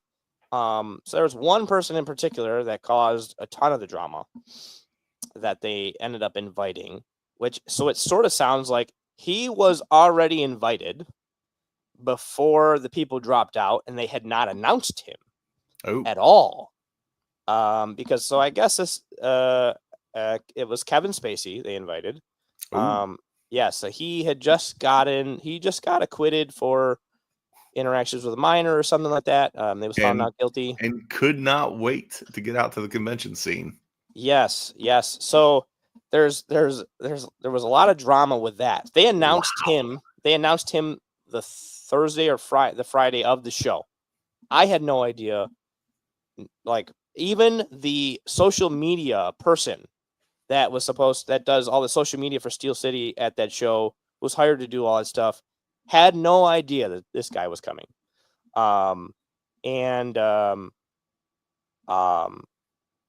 Yeah, it was it was a lot of drama.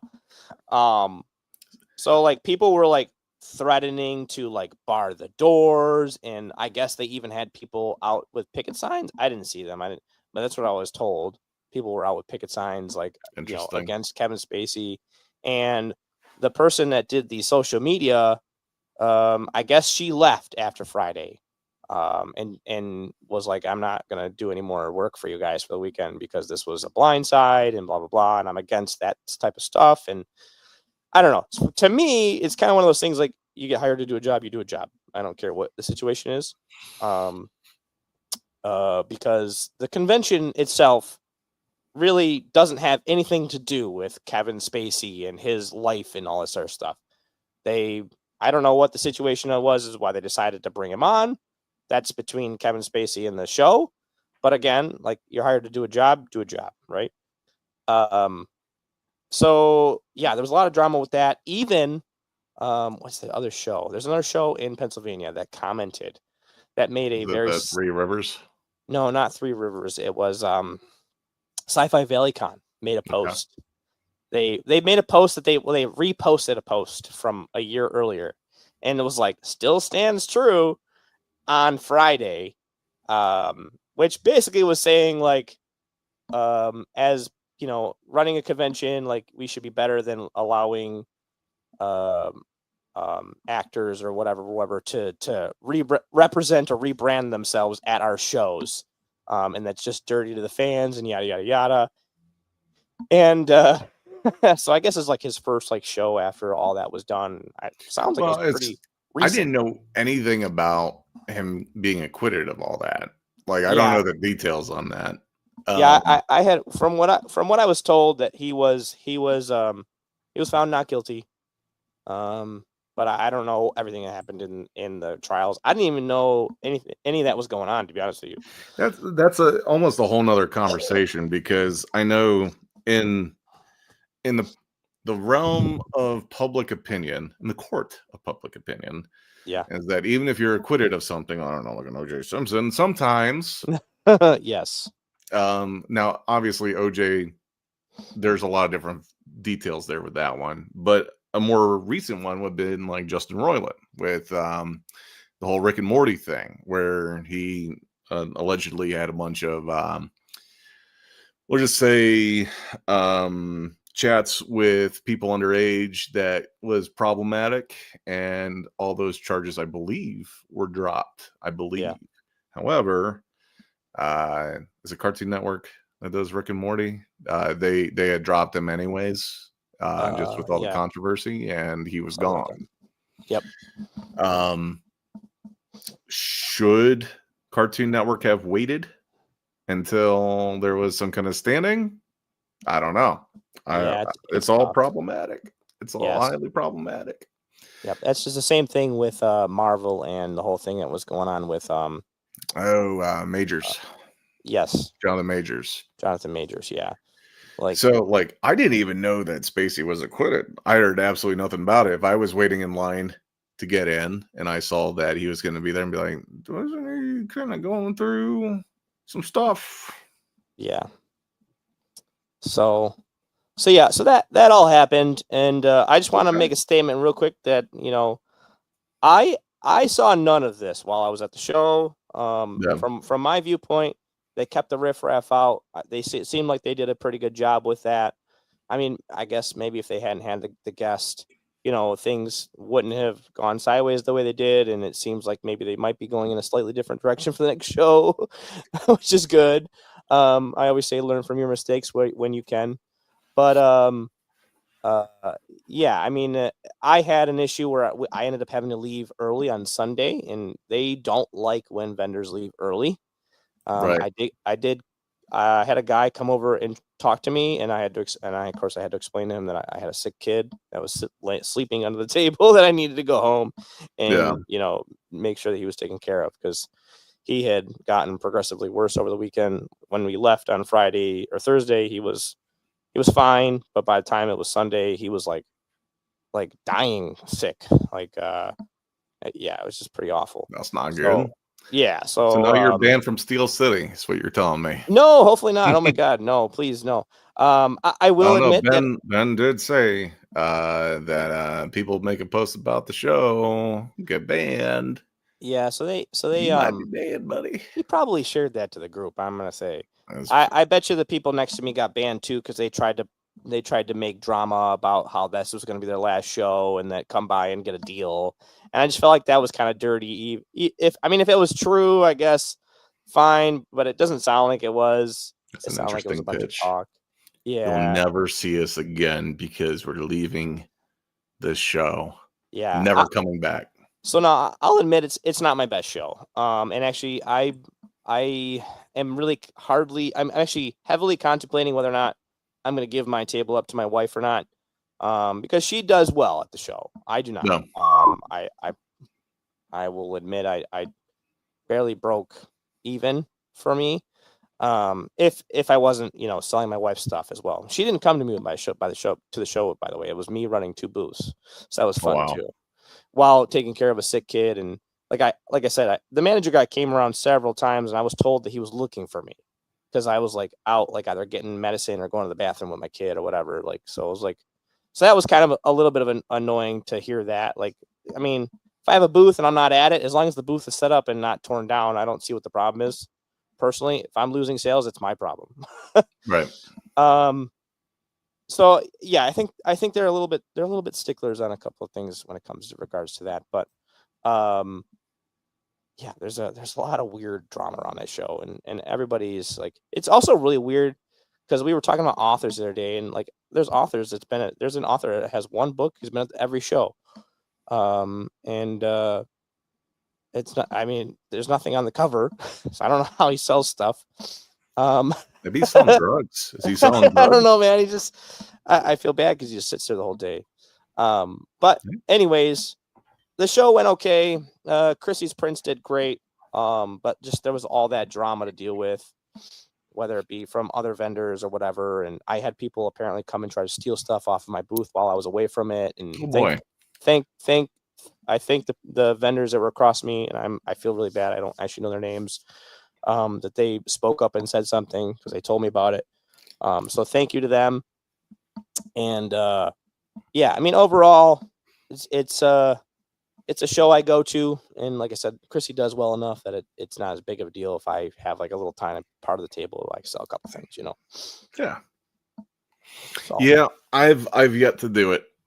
It just, I'm always booked with something else, and the times that I do get invited is because I've been called off the wait list, and I'm already booked with something else at that point.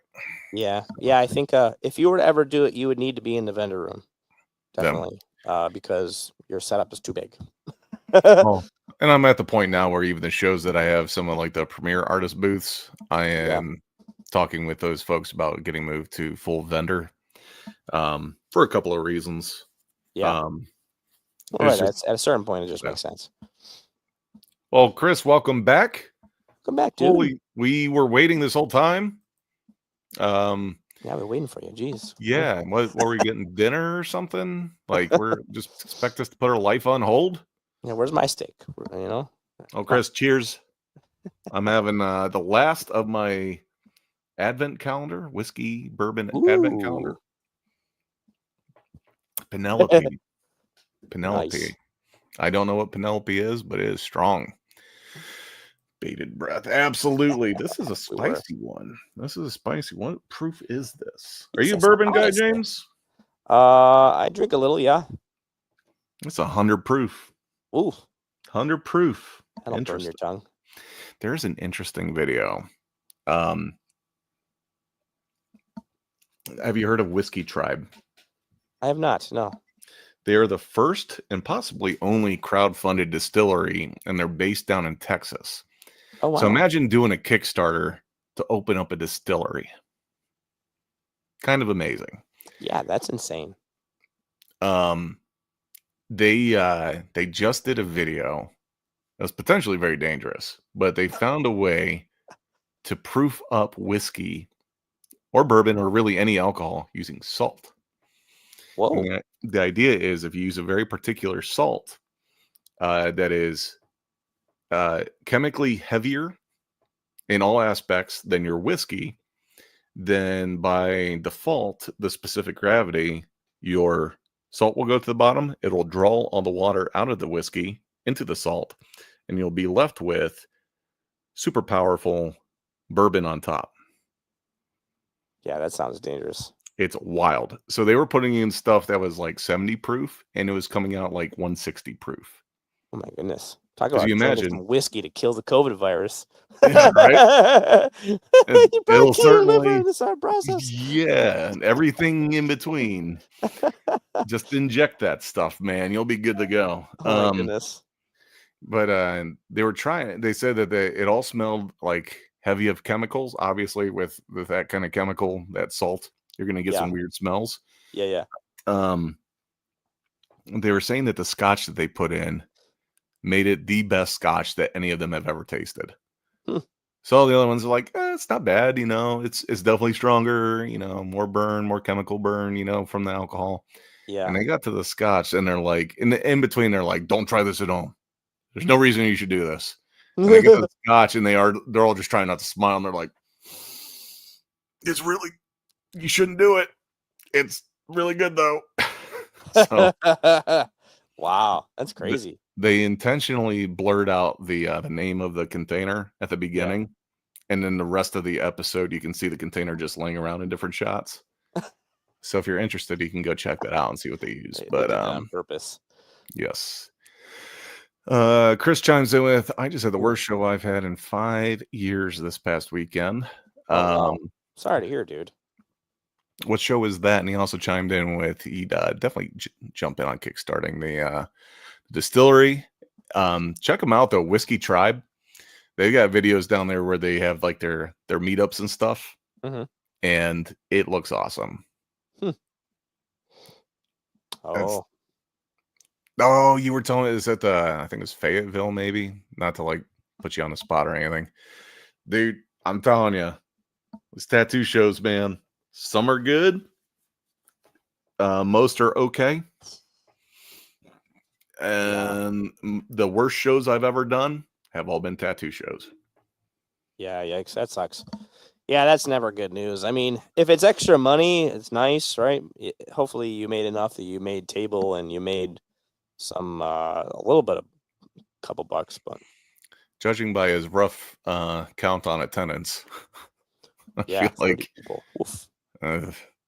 that sounds like there's a local tattoo show that happens that I was told is about like this.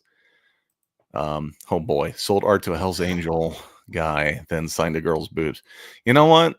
That's an interesting interaction. That's enough that I would go back. My wife would probably smack me after I signed some girl's boobs, but it's sort of a silver lining kind of thing. I think silver linings, for sure.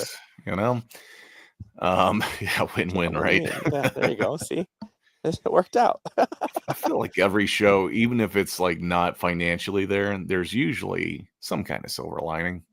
Yeah, because even the tattoo shows that I've done that have been not so good, at best break even. If I'm like lying to myself, I broke even.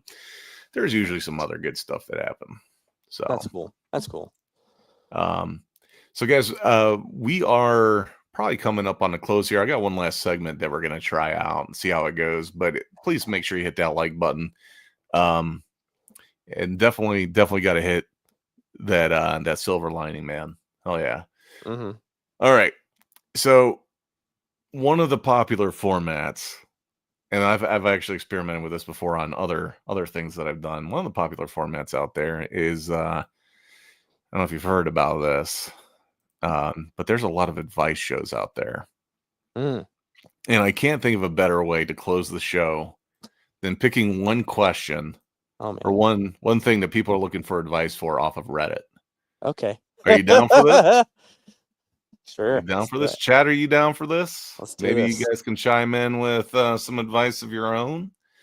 Let's take a quick scroll through. This is the top advice questions being asked this month. The first one is professors secretly docking points whenever your cell phones are out. Could be an issue. This one's there's a little girl that's terrorizing my apartment. I don't know if I want to get into that. Is your child on Reddit? See, my boyfriend quit gaming. Now I live with a bored and frustrated guy. Interesting. Oh, interesting. Okay. My roommate found my vibe. How is the advice that you need for that? I don't understand. Yeah, you got to get your vibe right. It's a vibe, like a sexual term that I'm missing here. Like Stella getting her groove back, getting your vibe, I guess. Guy almost tricked me into a one-on-one lunch. That's told girl I've been running now. She wants to run with me. That doesn't sound like a problem to me. And she's a triathlete. And it sounds, I'm guessing that he just started running. Oh. Would be my guess. Let's see. I can't look at my mom. Friend told me she was having an affair on her. My mom refuses to buy me. Hey, let's go with my mom refuses to buy me deodorant. Okay. Let's help out a kid. Okay. Yeah. Okay. Let's see. Can you blow us up a little? Chris has questions. What's wrong with the one-on-one lunch? I don't know. Perhaps if there could be a possibly predatory thing there where maybe you're trying to get with a certain girl and be like, hey, a bunch of us are going to lunch. You want to come? Johnny's coming, Bobby's coming, Billy's coming, and Shayla's coming. And then it's like, oh, they all bailed. It's just you and me. Guess we'll have to get this corner spot at this romantic spot. Maybe. There could be a thing there. There could be a thing there. Not that I've thought about doing that. If you can afford a convention, you can afford it. Dude, if we had a booth that was just selling toiletries, like little rolls of toilet paper and dude, we'd make bank. We'd make yes, bank. I think Like, so. hey, you're kind of stinky. You need some deodorant. You should buy this. Yes. Free sample. Hey, are you sweating? Are you sweating underneath that cosplay? Here, take some deodorant. There you go. All right. Mom refuses to buy me deodorant. I'm 14 and I don't have a job, nor do I make any of my own money. Everything I have is provided by my mother. Lately, she's been on this weird Facebook belief that deodorant is bad and she'd only use lemons. Oh, Let me read that again. that's like She's been on this weird Facebook belief that deodorant is bad. Uh-huh. You should only use lemons. Uh-huh. Okay. That's a Okay. weird new trend I'm missing, apparently. I've never heard of using. Has anyone in the chat heard of using lemons? I've As heard of people deodorant, using no. like oh, what is it? There's other like natural things you can use. It's not baking soda. It's something like that. At any rate, as a teenage girl going, oh, we're giving advice to a teenage girl. Oh, This is man. right up my alley. Okay. Oh yeah, right there. Perfect. Teenage girl going through puberty. Skipping out on deodorant is a huge no, and I just hate the feeling of not wearing it. She also says the aluminum in it will give me cancer. Oh, I haven't heard good things about the aluminum. most of them don't have aluminum anymore. Yeah, Chris, like, yeah, I'm out. I'm out, he says. Dude, Ben, you need to find a way to do your custom branding on some deodorant. You could sell the Dude. hell out of that. There you go. Ben's our resident high-tech laser expert that does custom engraving. There you go. If you could do like some kind of special like joke deal, everything he has like jokes on it, like puns and stuff. Yeah. I think Ben, you might have your next product right there. I missed something. Oh man, Chris says I'm not putting one of dude. If you made a stick of deodorant that looked like, that would be pretty funny. that's so funny. All I've right. made soap before. I can make that happen. So the whole aluminum thing, though, that is like a real health thing, though, right? Like the aluminum powder. Yeah, they think aluminum causes armpit cancer. Yeah. It's probably none of the other chemicals in there. No, it's probably not the fact that most human bodies are now comprised of about 5% plastic at this point. Yeah, no, none of that. It's probably not. It's probably No, probably not a problem. No. Probably not a problem at all. In fact, like we're supposed to sweat and stuff, but let's cut that out. I don't know what to do because I've been trying too hard to not smell stinky due to the lack of deodorant. I asked her today if she could please buy me some, but she flat out refused. That face stuff. Yeah. Interesting. She does have an update. I don't want to read the update because we need to give her advice. Yes. So we're going to quit sharing that. Let's just talk about it. So let's just put you in the scene of you're at a convention. Yeah. And there's a girl looking rather uncomfortable. And you're like, okay, are you okay? And she's like, yeah, I just feeling a little unfresh under my pits. I'm like, okay. I've had some pretty blunt conversations with people at my booth before, right? And That's she's just insane. like, yep. She's like, yep. Mom won't buy me deodorant. I don't know what to do. What do you say to this girl?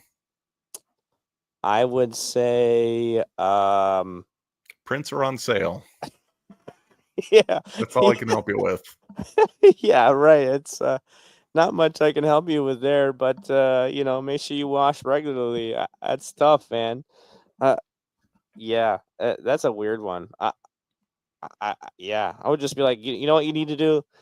You need to make a PowerPoint for your mother about why you need deodorant.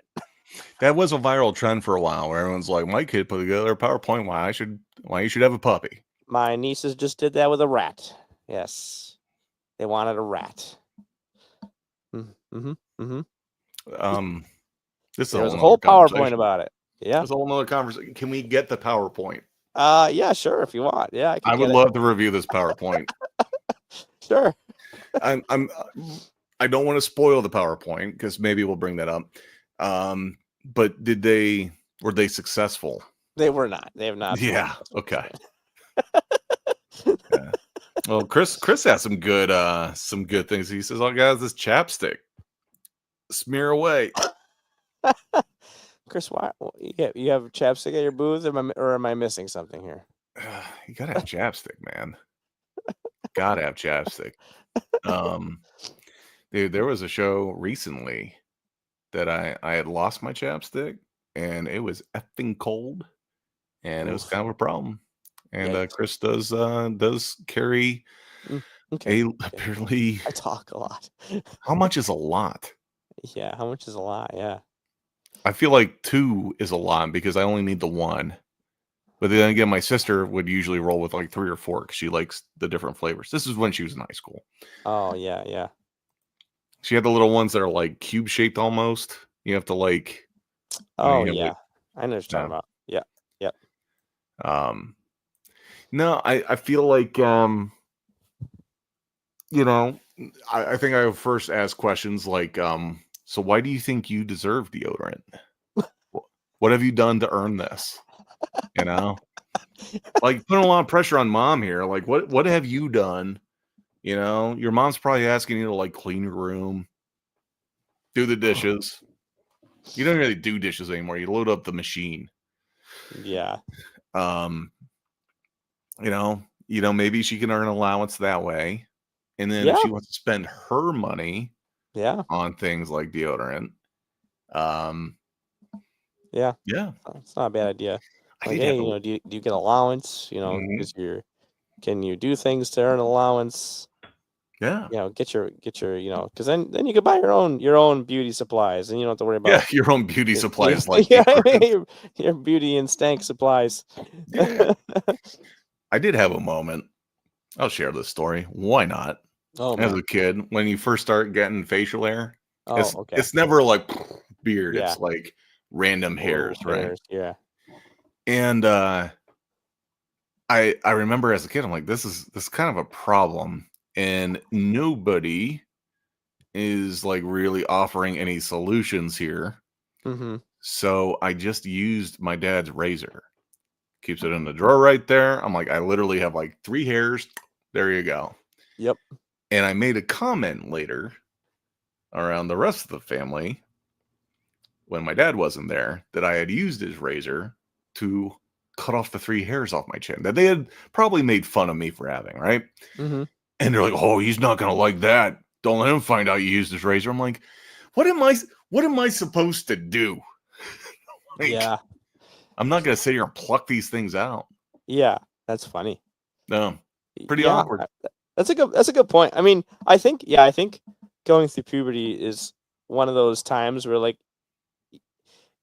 there are very few parents that are actually cognizant of like what's actually happening, and like all the new needs that you have that you didn't have before, like things like deodorant and things like Yeah. shaving, things like that.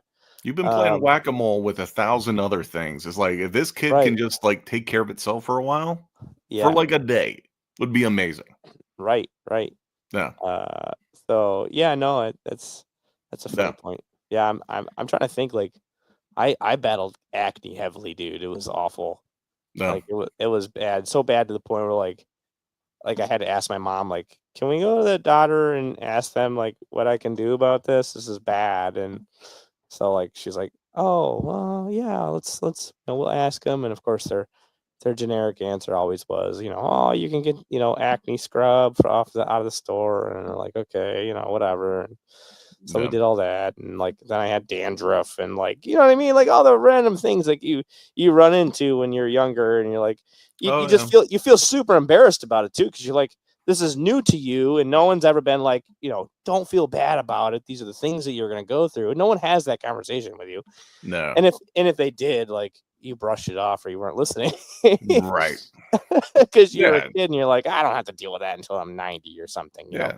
Well, as a kid, like everything's been great up until now, right? Like, yeah, you Right. gotta like do some chores here and there, but like you get to play video games, you get to play with your friends, run around outside, and Right. now your face is turning into like a lava puddle of Yeah. stuff. Yeah, or yeah, you're popping all your pimples and you start turning into a cheese grater. And you're like, ooh, this looks awful. Yeah.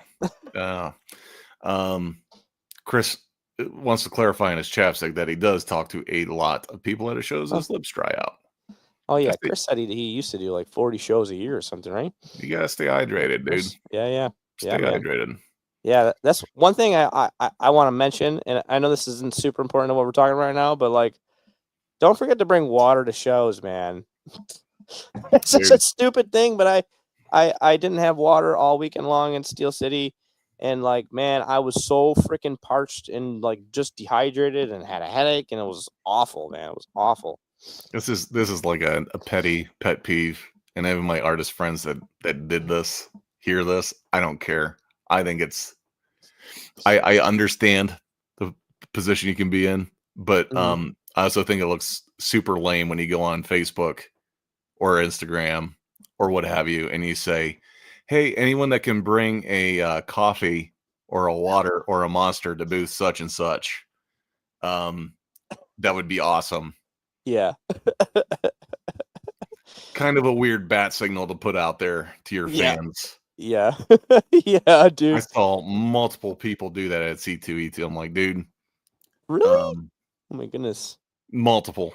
My gosh. And guys, you're going to a big convention. You gotta be prepared, bro. Yeah, and I'll call him out when I see him face to face, but it's like, really, dude? Yeah. You're shining a bat signal to your tens of thousands of followers for a bottle of water. I mean, if you're desperate, you're desperate. I get it. But I don't know.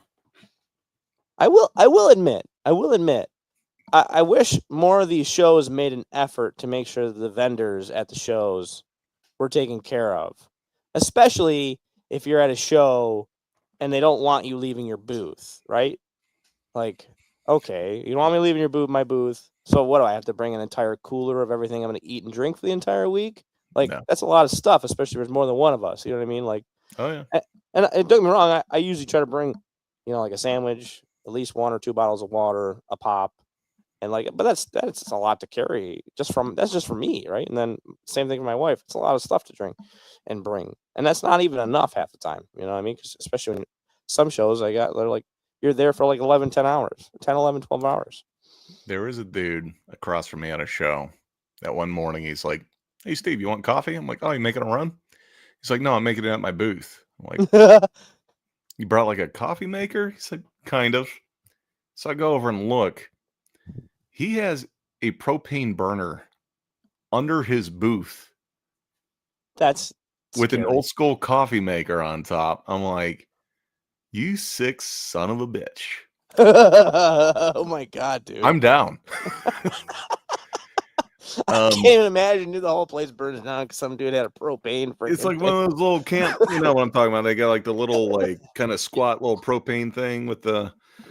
And sure enough, and he's like, "Yeah, I'll be making hot dogs later if you want one." I'm like, "Have you been doing this all weekend?" It was a 4-day show too. He's like, "Yeah, man." He's like, "I don't have time to go stand in line." I'm like, "Yeah, it's true." Like, you know, I don't know what to say to you, good sir, but I don't know if you're a genius or an insane person. You know, I'm glad he did it because now I have a story to share. But hindsight 2020, I did burn the hell out of my mouth with that coffee. It was hot. Very hot. Oh my goodness. It was Sue McDonald for millions kind of. Oh wow. Oh yeah. Yikes. Just catching up on chat here. Ben says 2026 might be a pivot to cover deodorant in my man cave selection. Dude, you should do it, man. I think if you I don't know, can you laser engrave an aerosol can without it blowing up? Because that would be tough. You can, but that'd be tough. I think you might be onto something with that.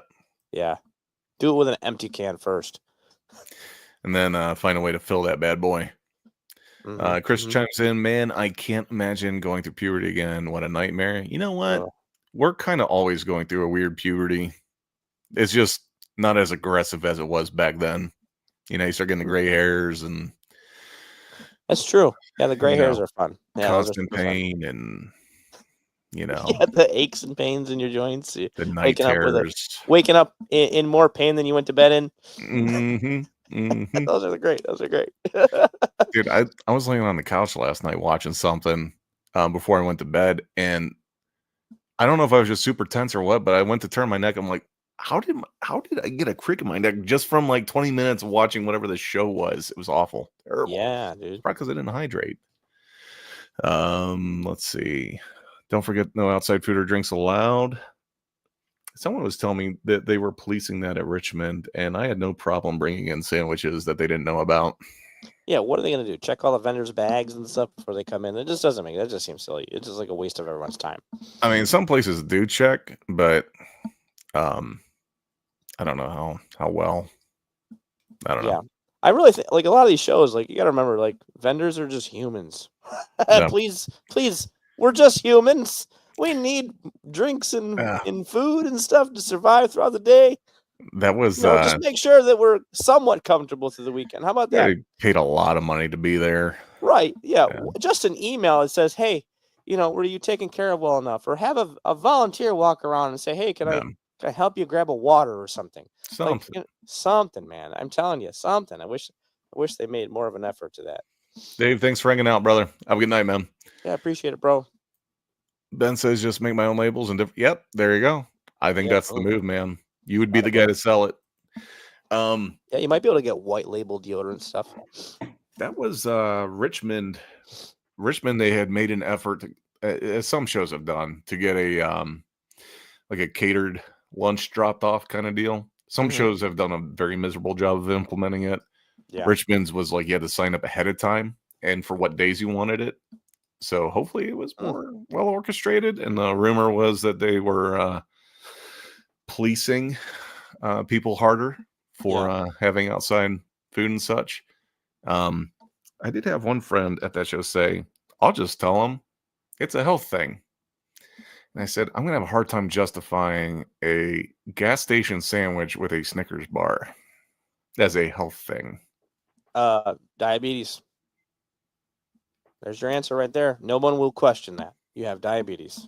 No one will question. I kid you not. I mean, and I'm not using this to my advantage. No. I've had to go to like we're at hotels. I'll be like walk down in the middle of the night and be like, hey, I need to get a thing, and like they'll have like like the little candy bar down there, and I'll say like I'll just tell them like my wife's got diabetes and she needs sugar, and without a problem they're just like just take it, man. We'll comp it. It's fine. I'm like, oh, are you sure? Really? Thank you so much. And I go on my way. Get my wife her candy. There you go. You know what I mean?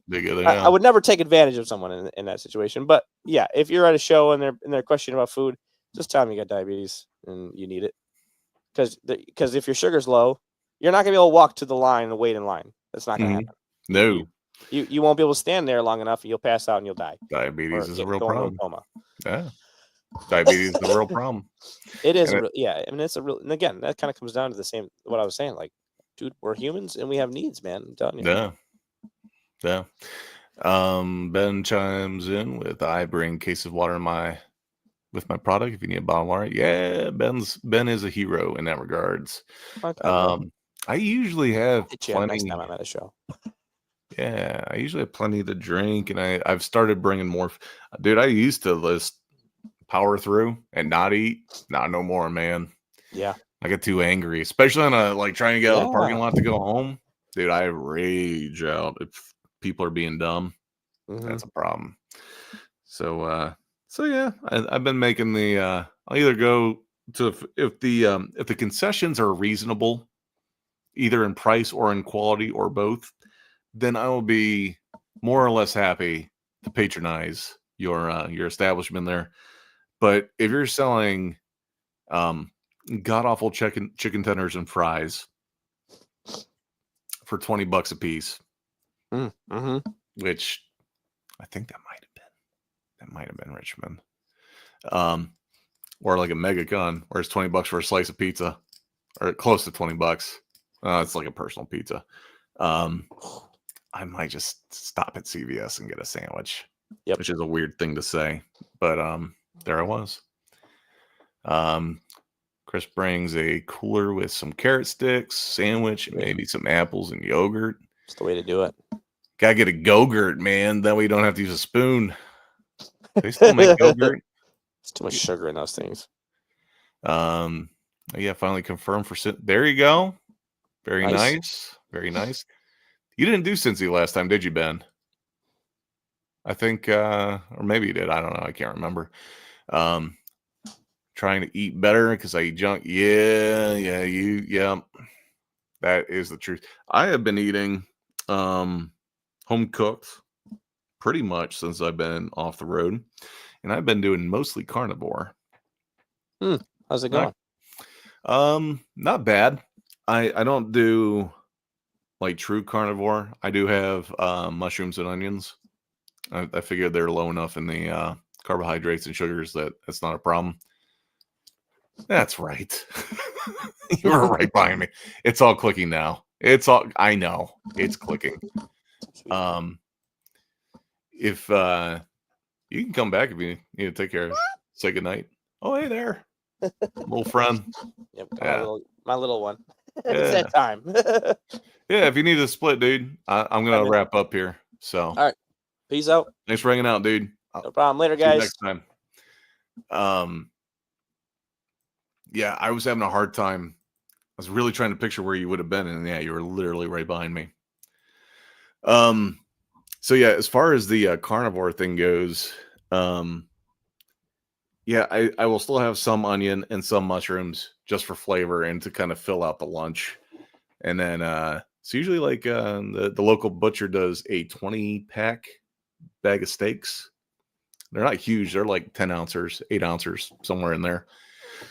So twice a day, I head down to the kitchen and take a little time to like clear my mind, quit thinking about drawing. I've been doing a lot of drawing. Make some lunch, and then is there anything else I eat that's not? Now everything is pretty much on the carnivore list. The one thing that irritates the hell out of me is that, like, to be a true carnivore, the only seasoning is that you can use is salt. I do a couple eggs. I do one of those steaks, some mushrooms, some onions, seasoning, butter, and 2 eggs. And that's just what I do. Lunch, dinner. Excuse me. The true carnivore says you can only use salt. And what really kind of grinds my gears on that whole thing is that they're like, if you take the carnivore mindset, they wouldn't have all these extra seasonings, but you need salt. For health reasons, you need salt. I'm like, well, for health reasons, mostly my mental health, I need pepper and garlic too.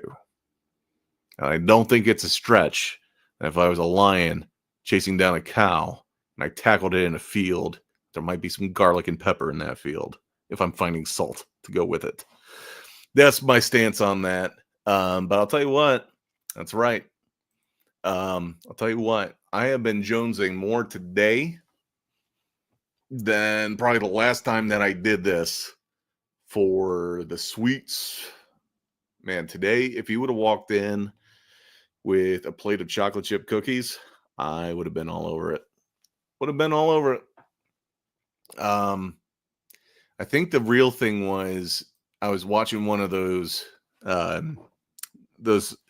food YouTuber guys that do all the cooking and they test the gadgets and stuff. There's one of their videos where they were testing all the different gadgets off of Amazon. They had like a 1-star review, and one of them had a low-rated ice cream maker, and they tried it out and they made chocolate chip ice cream, and they're like, texture's a little weird, it's kind of grainy, but good consistency, this, that, the other. You know what would have gone great in here? And then they start naming all the things that would have gone great in that ice cream, and I'm like, I could burst a blood vessel in my brain right now thinking about ice cream.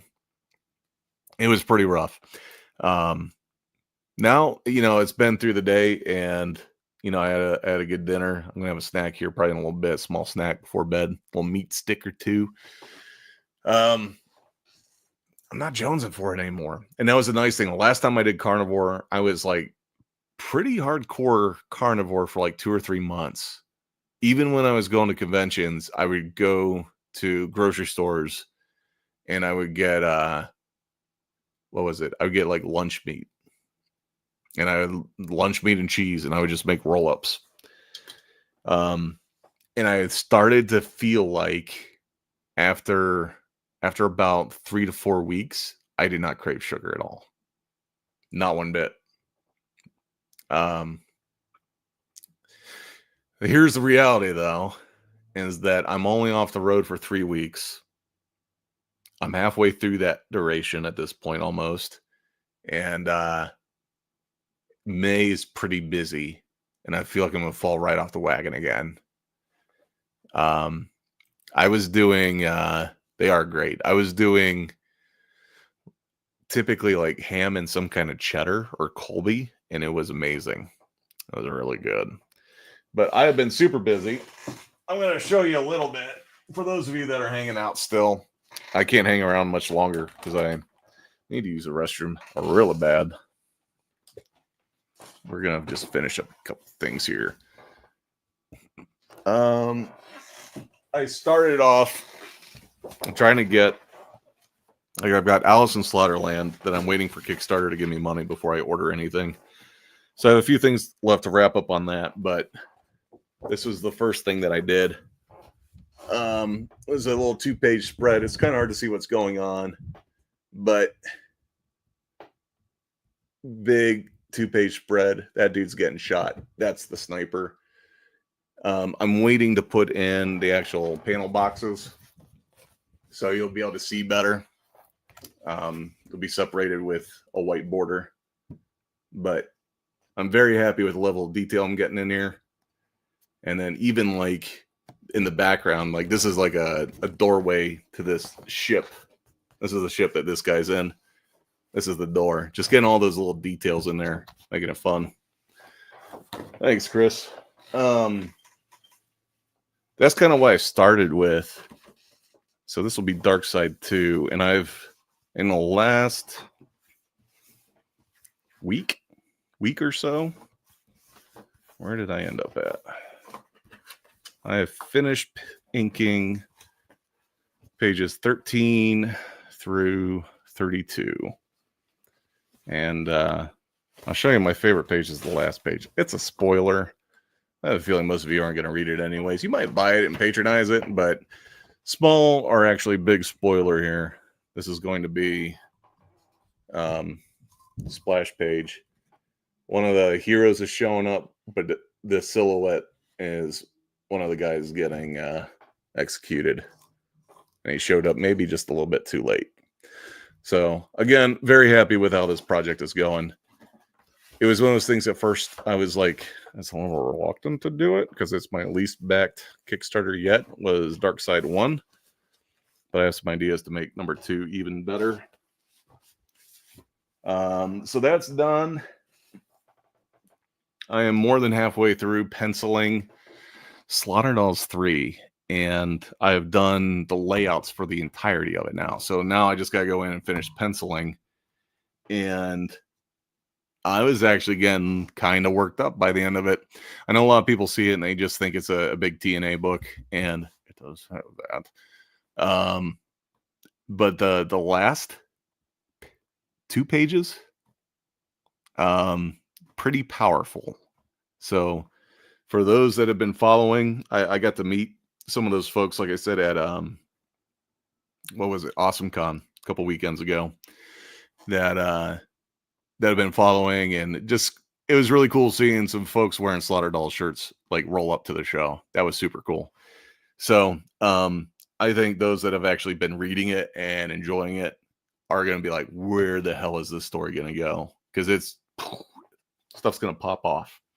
One of the things that I got feedback on, not necessarily directly, but from other people that are in the indie comic sphere, is that a lot of times we aren't producing comics nearly as regularly as a Marvel or a DC. So if someone backs a book today, the next issue may not come out for a whole year, sometimes more than a year. So having cliffhangers or having vague information, or like, you'll have to wait till next time to figure out what that was about, can be agitating because you're like, I don't even know what's going on. Why did that person say that thing? Why did they do that thing? So I'm being way more deliberate and impactful in both Dark Side 2 and ROSSDRAWS 3 that you're getting some major plot elements, some major info, major motivations, not through information dumps, but like things happening. So very excited about that. I'm looking forward to people getting that and checking it out. Sometimes you got to do a project for you, regardless of the outcome. That is a thing too.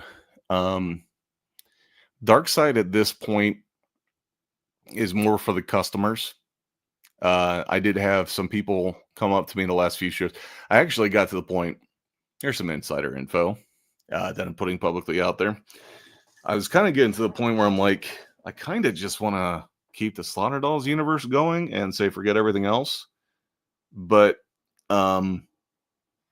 there's fans of all the things that I'm doing. They may not be in the same Venn diagram circle.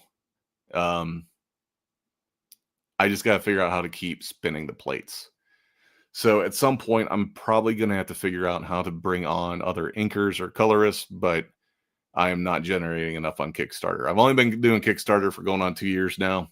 So I figure once I get to the point I got enough money coming in there, I can afford to pay other folks. I am working on another project, though. That's staying under wraps until I figure out if I'm actually going to do it or not. My mental break between pages. If I get sick of inking or penciling, I've been sketching some other stuff up. Not that I don't have enough other things that I'm supposed to be working on. We'll see. It's going to be an undertaking. I made 4 or 5 sketches to go with it. If I'm going to do it, I'm probably going to have to do 80 sketches. But if I pick away at it like I'm doing now, where it's do 1 or 2 here and there, a year from now, it'll be a finished product. And if I want to kick it out, I can kick it out. But lots of stuff to do. Lots of stuff to do. I really appreciate you guys hanging out. I have no idea how many people are watching on the different platforms. I'm allegedly streaming to Facebook, Instagram, and YouTube. I see that there are some people watching here. I see that some people have liked it on Facebook. No idea who's watching where. So if you guys are watching, please hit that like button. Subscribe if you haven't already. And I will probably be doing a live sale on Whatnot next Tuesday. I haven't done one of those in a minute. And I paid a lot of money to different organizations over the last 24 hours. I had a really good month last month, which just meant that I had to get my sales text turned in yesterday, and sending that out hurt. Even though the bank's fine. When I'm charging people, I'm charging for sales tax. So it's accounted for. It's just seeing the money come in the bank and then go out of the bank. Dude, March might have been my best month yet. March was really good. Yeah. Yeah, I went ahead and completely paid off the business card. I could have paid probably half of it was actually due, but I was like, you know what? I've got the money. I just wanted to get it taken care of now. And just timing wise, I wasn't thinking. I got an email notification that within the next 4 weeks, my business insurance is due. And I do have a premium plan that covers a lot of things that your basic plans don't cover. And both my vehicles are coming up in May. So it's well, at least I've got a very full May to help out with it. But then I got hit up for something else today. What was it?